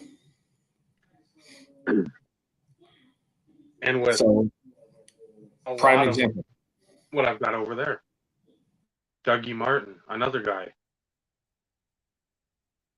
I've got what, two or three, 3 rows, and that was just because, again, that was a fantasy football. I had him fantasy football. I like the Tampa Bay Buccaneers, and with the Marlins, a lot of it's, do I want to collect a Colts player? How fun is that patch going to be every time? You're not going to see anything that fucking matters. Blue and white. Ooh, white and blue. No, that's why Amaro, it's one college. That fucking fun and gun, Texas Tech. Kingsbury, previous guys that played quarterback there. Him, Sonny Cumbie, BJ Simmons. You had stupid numbers. You had video game numbers.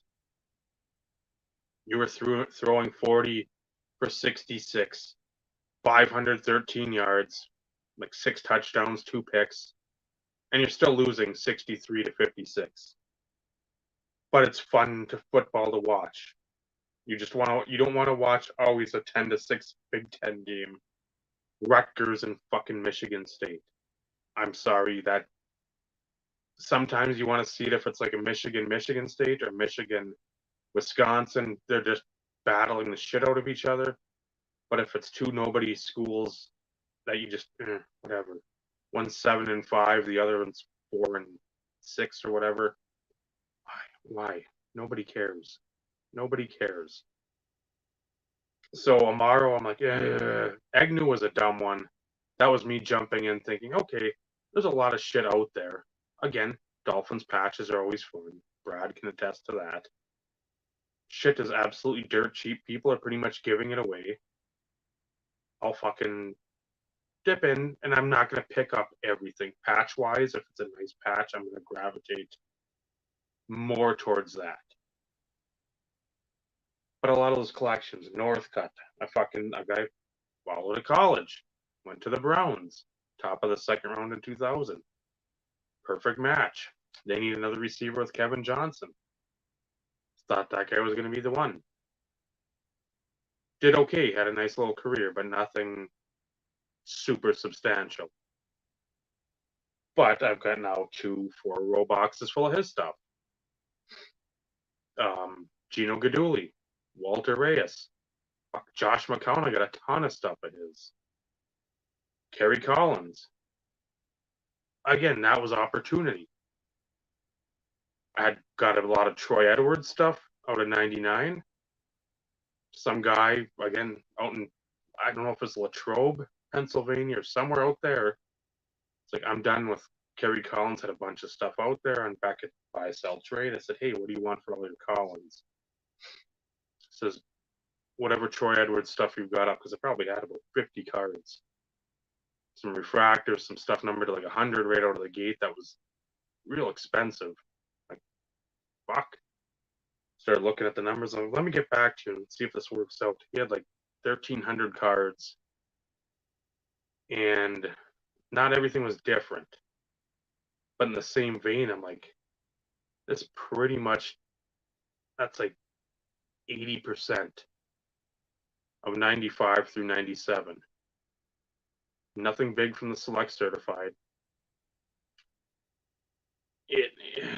I was like, and there's a couple other like real like the goofy pieces, like the box toppers from like a collector or a classic draft. I was like, okay, let's do this, and that's where that started. So it's the nostalgia ones, Piazza, Frank Thomas, that stuff I wanted to get back then. But again, those are the top tier players. This isn't like a Scott Erickson. This isn't even like a Johnny Schmaltz back then. Good player, but not widely revered.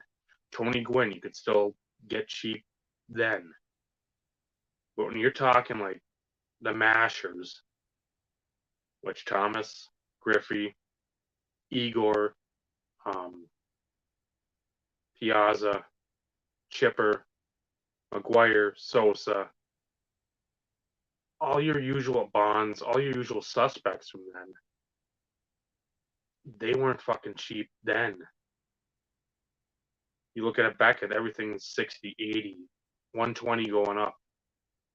If McGuire's going down, it's like 200 going down. Because at 97 year, A's gets traded over to St. Louis. Then 98 happens.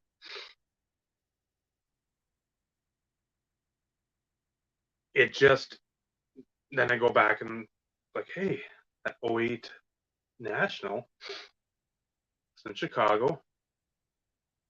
If nothing else, I mean, it was brand new, I think, at that National. That had never been done before. They had value boxes. And I was like, what are these? Because we just came out with them. I was like, I think you're about 12 years too early, but I'll play along with your ruse. And they had all the Thomas inserts from the 90s. It's like Team Pinnacles, the Parallels, which is a difference. I'm hoping everybody's sitting down. Inserts and Parallels are not the same thing. If you have a base card and there's a variation of the base card that's numbered, like let's say an EX credential, either now or then or whatever, that's not an insert. No. They're placed in packs, but that's a parallel. Because if you keep on giving the wrong nomenclature, you're a fucking dipshit. I wish people get it right. But somebody's got the fucking basketball inflator up their butthole, and somebody else is jumping on that thing so its head becomes detached, and they eventually float away. It's no different than claiming something's a refractor when the card is not a refractor. I will, although it bothers me, I know it's crazy that I'm going to say this, and I hope, like Dave said, that everybody's sitting down. It does bother me when you call a hollow or a silver a refractor. Same technology, but it's not the same. No. Refractor is Topps Bowman.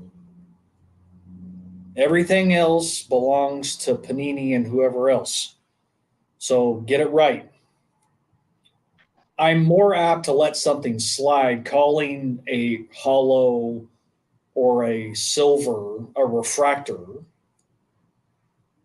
Yes, it bothers me, drives me nuts.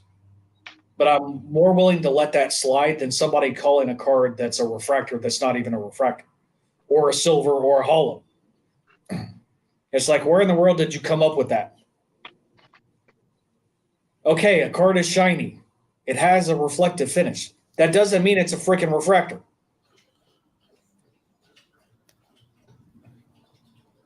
Yes, I know, Vinny. It's hard to believe. It's crazy that this would even happen. I'm still trying to figure out how there were volume boxes in 2008. Did you take a time machine? There weren't. This is new. We've They got just said he was No. at the National. he's Liar. He's delusional. Liar. He's delusional. And you're telling me the EX insert has a parallel No, that's not an insert? no. All lies. I'm so confused. Come on, guys. We've been doing this since since before your eggs hatched. Come on. Bloody hell. And that's, of course, where Dave is going. It's like, get your terminology right. Yes, there are times in which we goof. We do our best to correct ourselves. It does happen. I mean, nobody's perfect. We don't claim to be. We don't try to be. We're human. Of course, other people may disagree. People may think Dave's an alien, but, hey, I digress. But we do our best to try and make sure we're using the right association when it comes to discussing things and talking about things. My agitation with a lot of that, and I've truly gotten better. I know it's crazy because I always get on Dave and Vinny about watching, all the other garbage. I know Dave's gotten better. Vinny's gotten better, a lot better. But I try my best these days to not even look at what people put on their posts as far as what it is. Because I got in the habit of reading it, and it's like, it took every ounce of energy not to post a comment. Hey, dipshit, this is not a parallel, or this is not an insert. This is called a parallel. Please use the correct nomenclature when you're going to claim something. Because let's face it, we all know that Instagram has a tendency to be a dick measuring contest. That's Dave's favorite word to use. But it's not always. A lot of us use that as a platform to share parts of our collection, our pickups, our pulls, whatever. But there is a lot of people on Instagram that may or may not use those posts as an educational tool to try and understand some of these cards that they may not have seen or knew about. And when you quote it wrong, or you notate it wrong, you're only adding more dumb people to the mix. LA Pats, that my comment was not pointed at you. That's why I said a lot of us use it as a way to post our pickups, parts of our collection, what we've pulled out of a hobby box or a few packs. That's what we use the platform for. And it's kind of like as Vinny's favorite word, a museum of some of our collection. So it's something that we can go, I know you are, something that we can go back and look at. But at least notate it right. And maybe there should be more people, and this goes back to the last topic. Maybe we need more ombudsmen to police these posts and educate these people and be like, dude, fix it. It's not right. Yeah. What you have is not correct. But you don't know how people are going to react to that, because it's like, how dare you come at me and tell me I posted something wrong, when all you're trying to do is truly educate. It's not you're wrong. It's, hey dude, by the way, just wanted to let you know that the card that you have posted and what you have listed is not correct.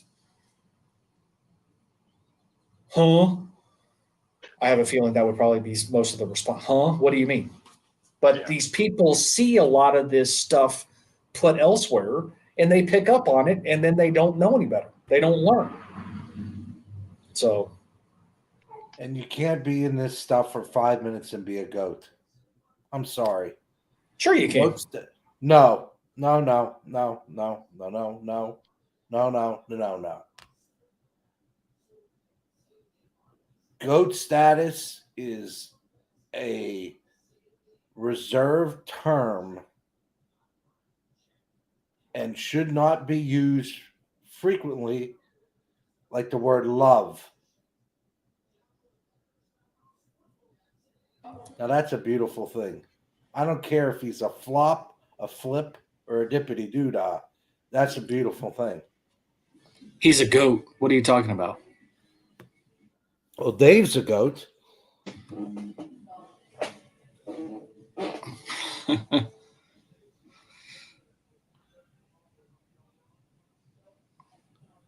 I got my gold vinyls here. Speaking of terminology incorrectness, Mike, dude, look, I know you posted that in like one of your stories, I think the other day. Yep. I want to say no. This is not where the hobby is.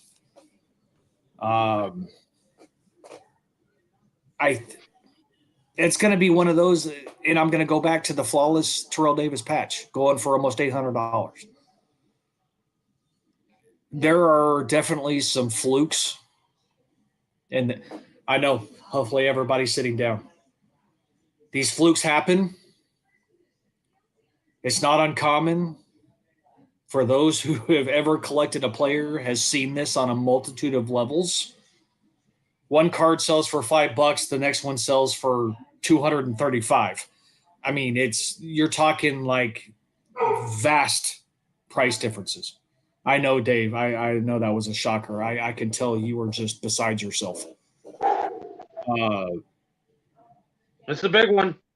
That's one of those in which we lost him. We lost Dave. Massive coronary. I know. I just killed him. Squirrel. Oh, that only works for Vinny. And he didn't even look. That's got to be a fluke deal. And unless for whatever reason there's somebody who with deep pockets has come in, and for whatever reason picked your guy, that's a fluke.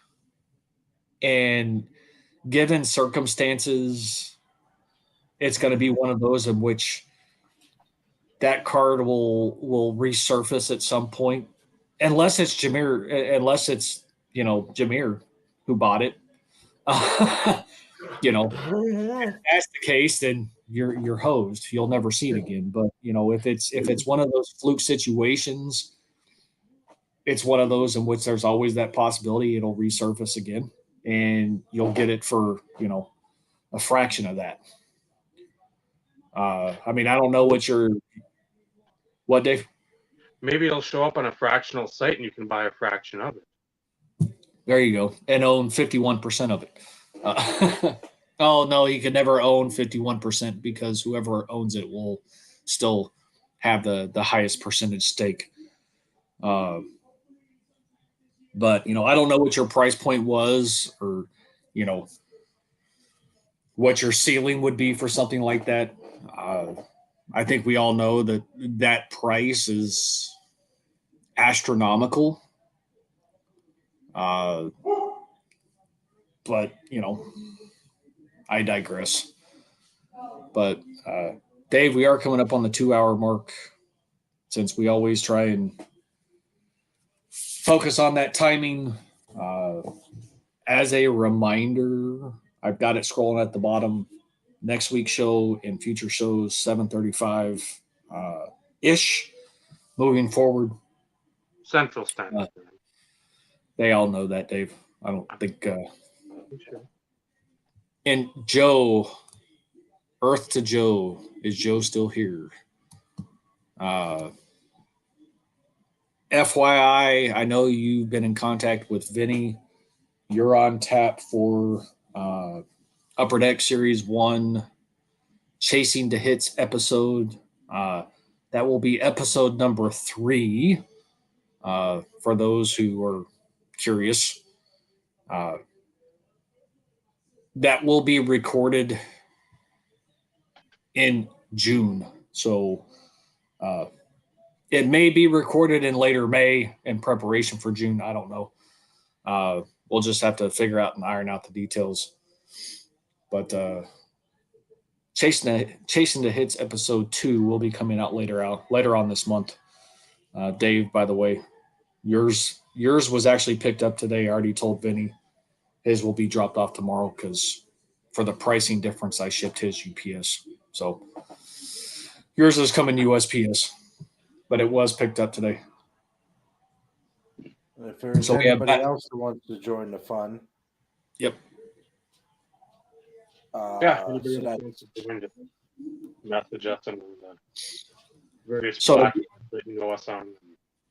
So to give you an idea, we do have the next 4 episodes planned. So if anybody wants to join, you know the stipulations. These are all blaster boxes, retail. You must come to the table with said blaster. Doesn't matter if it's Target, Walmart,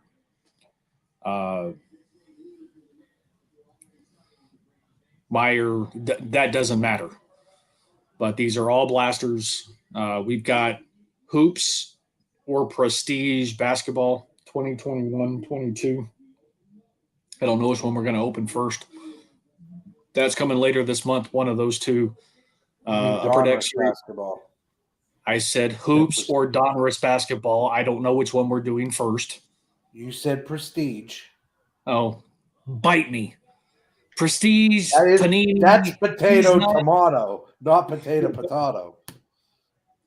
Anyways, hoops or Donruss basketball. 2021-22. Haven't decided which one we're going to do first. Upper Deck Series 1 hockey will follow. Then 2022 Top Series 1 will be the next one. And then whatever basketball we don't open later this month will be in August. August? May, June, August. We're still kind of figuring out what's going to happen later, what we'll end up doing later. But we kind of have to tap the brakes just a little bit. We've kind of bit off quite a bit, at least to get prepared for these upcoming episodes. So, but that's the lineup for the next 4. So you all know how to get a hold of us. Instagram, if you have cell phone numbers, text messages, whatever. We'd like to get some people on here that haven't been on here. Yannick, Eric, Mike, Bobby. We know Bobby won't open anything, but just we'd like to get some other people to join in the fun. These are all going to be recorded. They will not be live, so we don't have to worry about comments, anything along those lines. They will be recorded, and then we will upload at some point, and we'll try and come up with whatever that regular schedule looks like. So just wanted to throw that out there for anybody who wants to jump on board. The more the merrier. If it's an hour long, it's an hour long. If it's 30 minutes, it's 30 minutes. It's one of those in which we won't know. So that'll be left to be determined on how that wants to work or how that's going to ultimately work.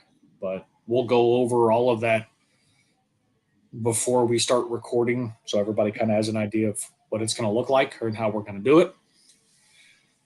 But hopefully more people decide to join in. There's a lot of stuff dropping in the next few months. So a lot of stuff. So it's going to be interesting to see how that all plays out. We may be opening stuff that releases later this month, or first part of June in December. So it just kind of depends. But with that, Dave, figured I'd go ahead and let you wrap us up for the evening. First, I'll button up the old PC type stuff. The collecting and then booms and goes bust. So when Johnson had his third Tommy John, it's like, well, most people at that point probably would be like, well, I've dug a hole. I'm gonna quit digging. No, I continue to dig. I'm gonna continue to dig until I get to China. So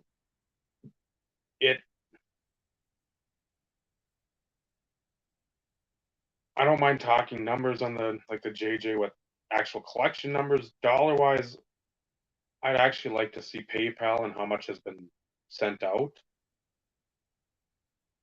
And then I'd probably run into traffic. Because I could probably afford to buy like Lake Superior 3 times over, it seems. Because I can, just with the few I held up, I know that's a healthy chunk of money. So, yeah. But in the end, if you're collecting somebody that at least you enjoyed watching,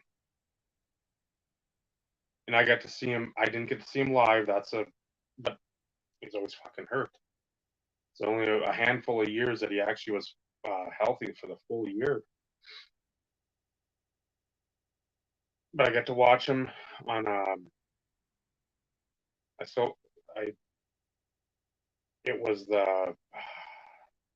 coming up in about 3 weeks, I think. And if Edward was here, he would know, because it was Johnson against Halliday, and that's when Halliday had the no-hitter.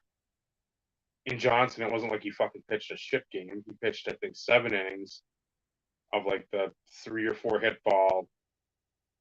They gave up a double to Chooch Ruiz, and then somebody else not too long after had like a double. It was like back-to-back doubles. Center fielder came in, misjudged the ball, and fucking went over his head. So I think there's 1 or 2 runs that came in over the course of his 7 innings. They get like 7, 8 Ks, and then Halliday throws a no-hitter. What do? Halliday that year was just fucking lights out. And then there's a game against the Brewers, I want to say the week after, or a couple weeks, that he won. It was like 3 or 4 to 1. Again, 7, 8 innings pitched. He hit a left-handed home run. He's a right-handed pitcher, left-handed batter. You don't see a lot of that. Hit the home run. If you enjoy collecting somebody, or if you enjoy watching somebody, it shouldn't factor in to collecting unless it's like a Pat Mahomes, where you can't, or Brady, you can't think, oh man, you know what I really want? I want to pick up a Brady Contenders championship ticket to 100. I like that card. Again, unless you've harvested a continent full of kidneys, allegedly. Those aren't realistic goals, unless you hit the Mega Millions or the Powerball, something of that nature. And like Steve said, coming in now and trying to collect anybody. I mean, you got like Tom Brady fucking optic and prism base cards sitting in like $5 boxes. That's absurd. When those things were tops, whatever, prestige, contenders base, SP authentic base, they were all a quarter, maybe 50 cents. If they're in the 50-cent box, guess what? It was 3 for $1. We bought the 3. otherwise 50 cents. So obviously the pricing difference that changes the game. So we can at least be thankful that we got in. We kept collecting when we did.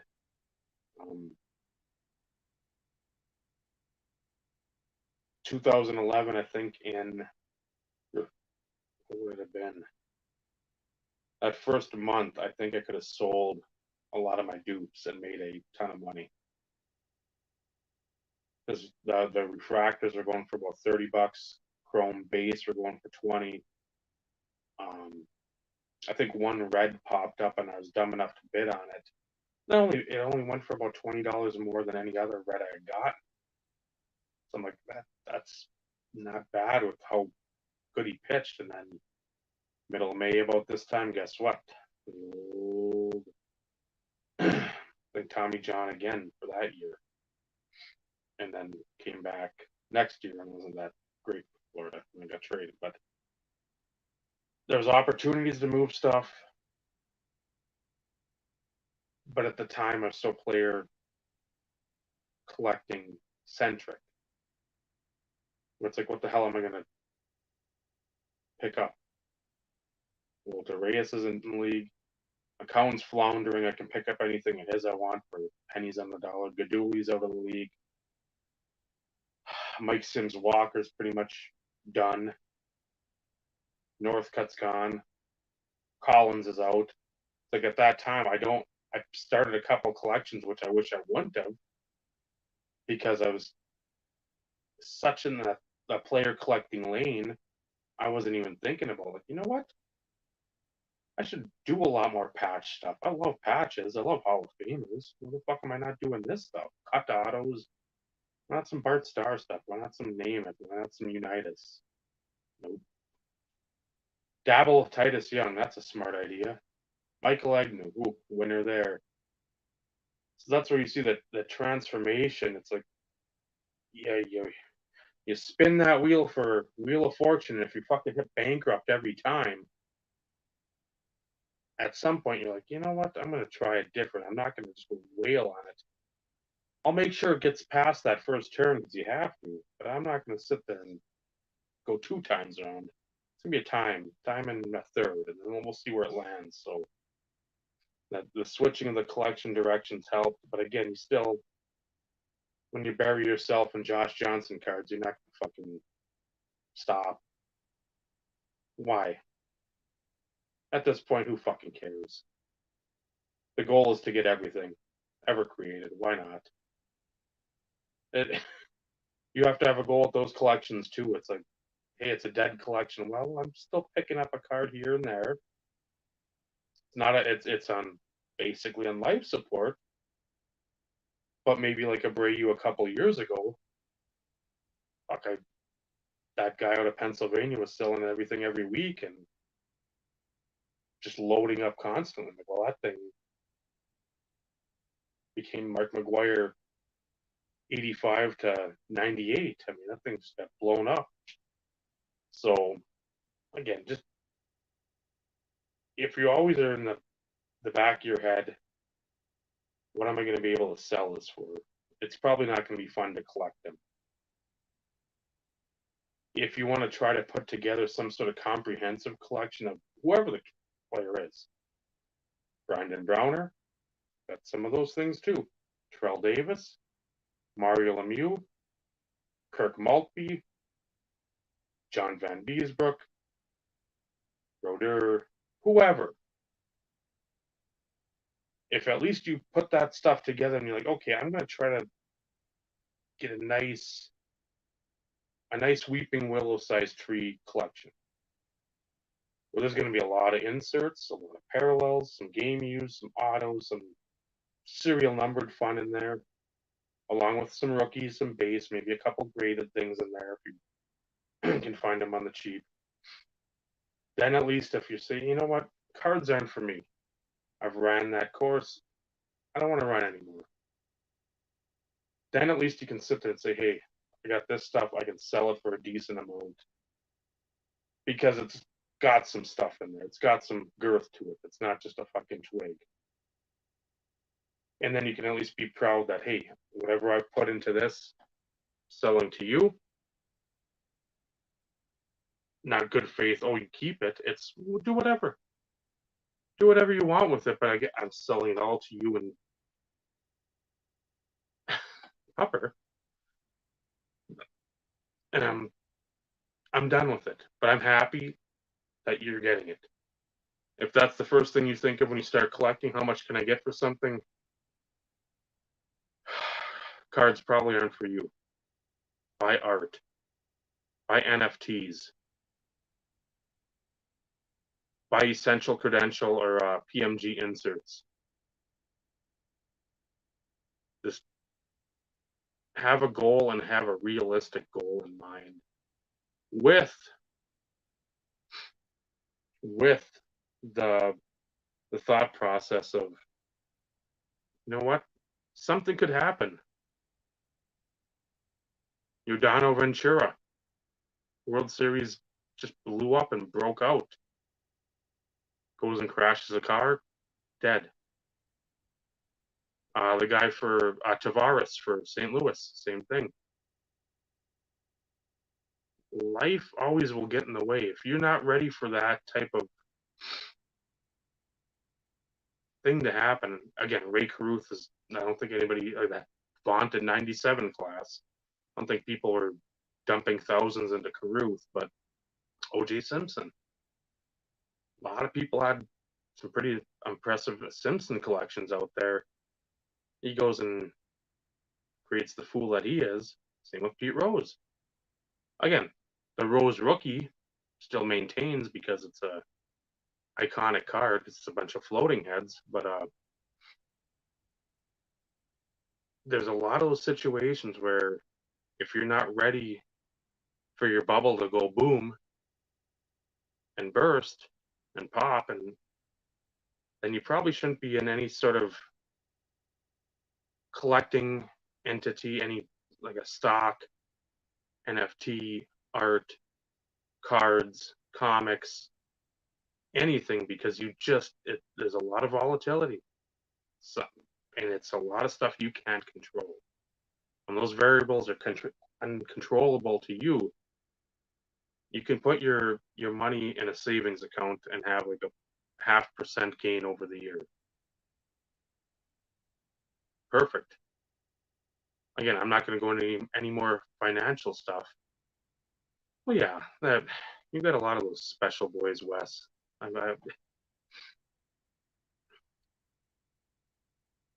Later, Joe. But yeah, collect for fun, but make sure if you're collecting for fun, you're doing it in a bracket where you can accept loss/failure and a realistic outcome down the road. My Josh Johnson stuff, if I sold it all, I wouldn't. I wouldn't even want to think about it. I'd rather be buried with it at this point. I mean, the Verlander stuff and the Wainwright stuff comes out. If his kids don't want it or he doesn't want it, who wants it? Yeah, I'm not going to get anything near, and that was never the goal. That's rarely the goal. If we collect like the Brodeur stuff, I expect if I were to part with that, I'd get more. Terrell Davis, you'd get a lot more. Vinny with Lemieux, he'd get a lot more. We wouldn't be like, oh man, we're gonna break even. Fuck that.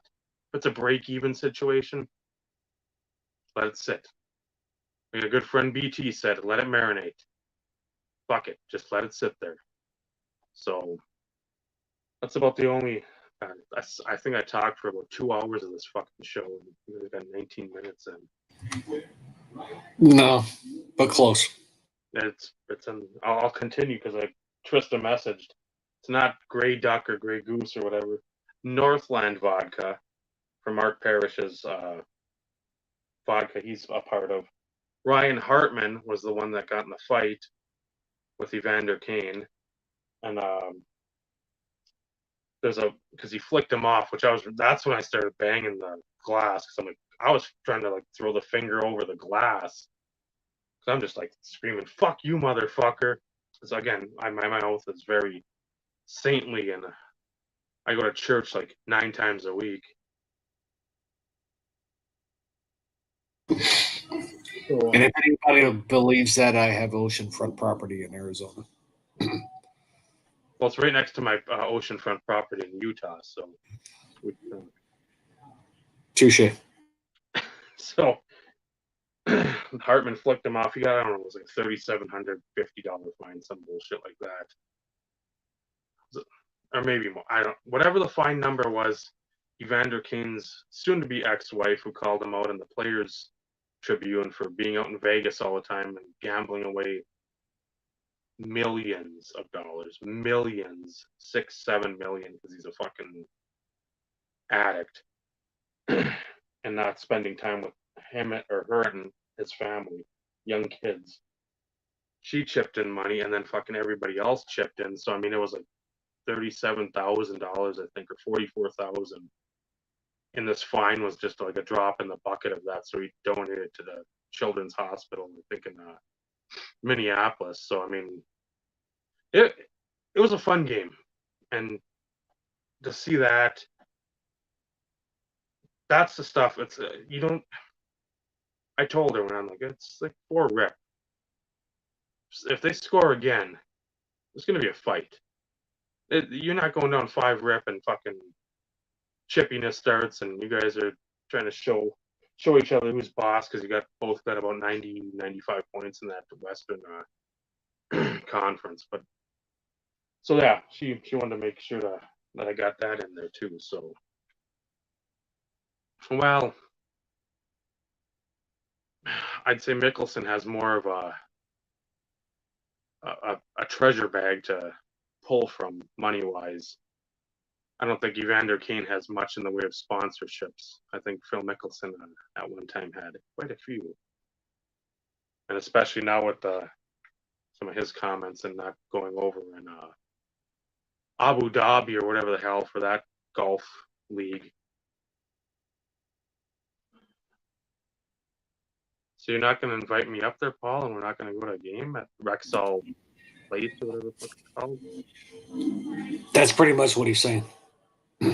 Unacceptable.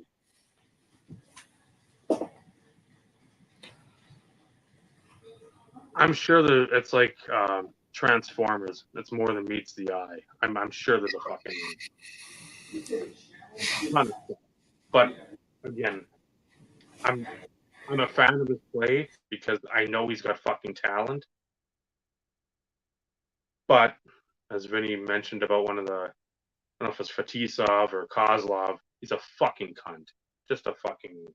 As a human, he just needs to fucking. People just need to line up and kick him in the balls, and you're done. No more of you. Stop procreating, please. With that,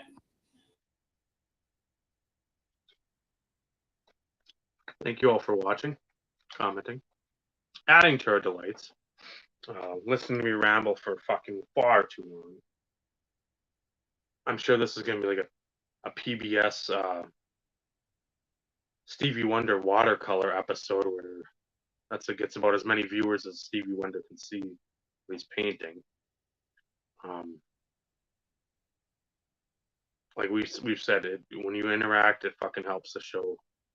It helps not speed things along, but you don't sit there and you just keep looking like, well, what's going to happen? Well, the chat helps, so we thank you all. I think I got one for next week. It'll be a fun one. We talked a little about it last week when we didn't go on, but I got some stuff. Went over with Steve a little bit, and just have to put some of the pieces of the puzzle together. And again, we don't want to fucking rehash what everything else is out there. I mean, if everybody shits in the same spot, it's still shit. Nothing changes. It's a big pile of shit. We don't want to shit there. We want to shit in the bushes. Not the poison ivy though. That's not a good place to shit. So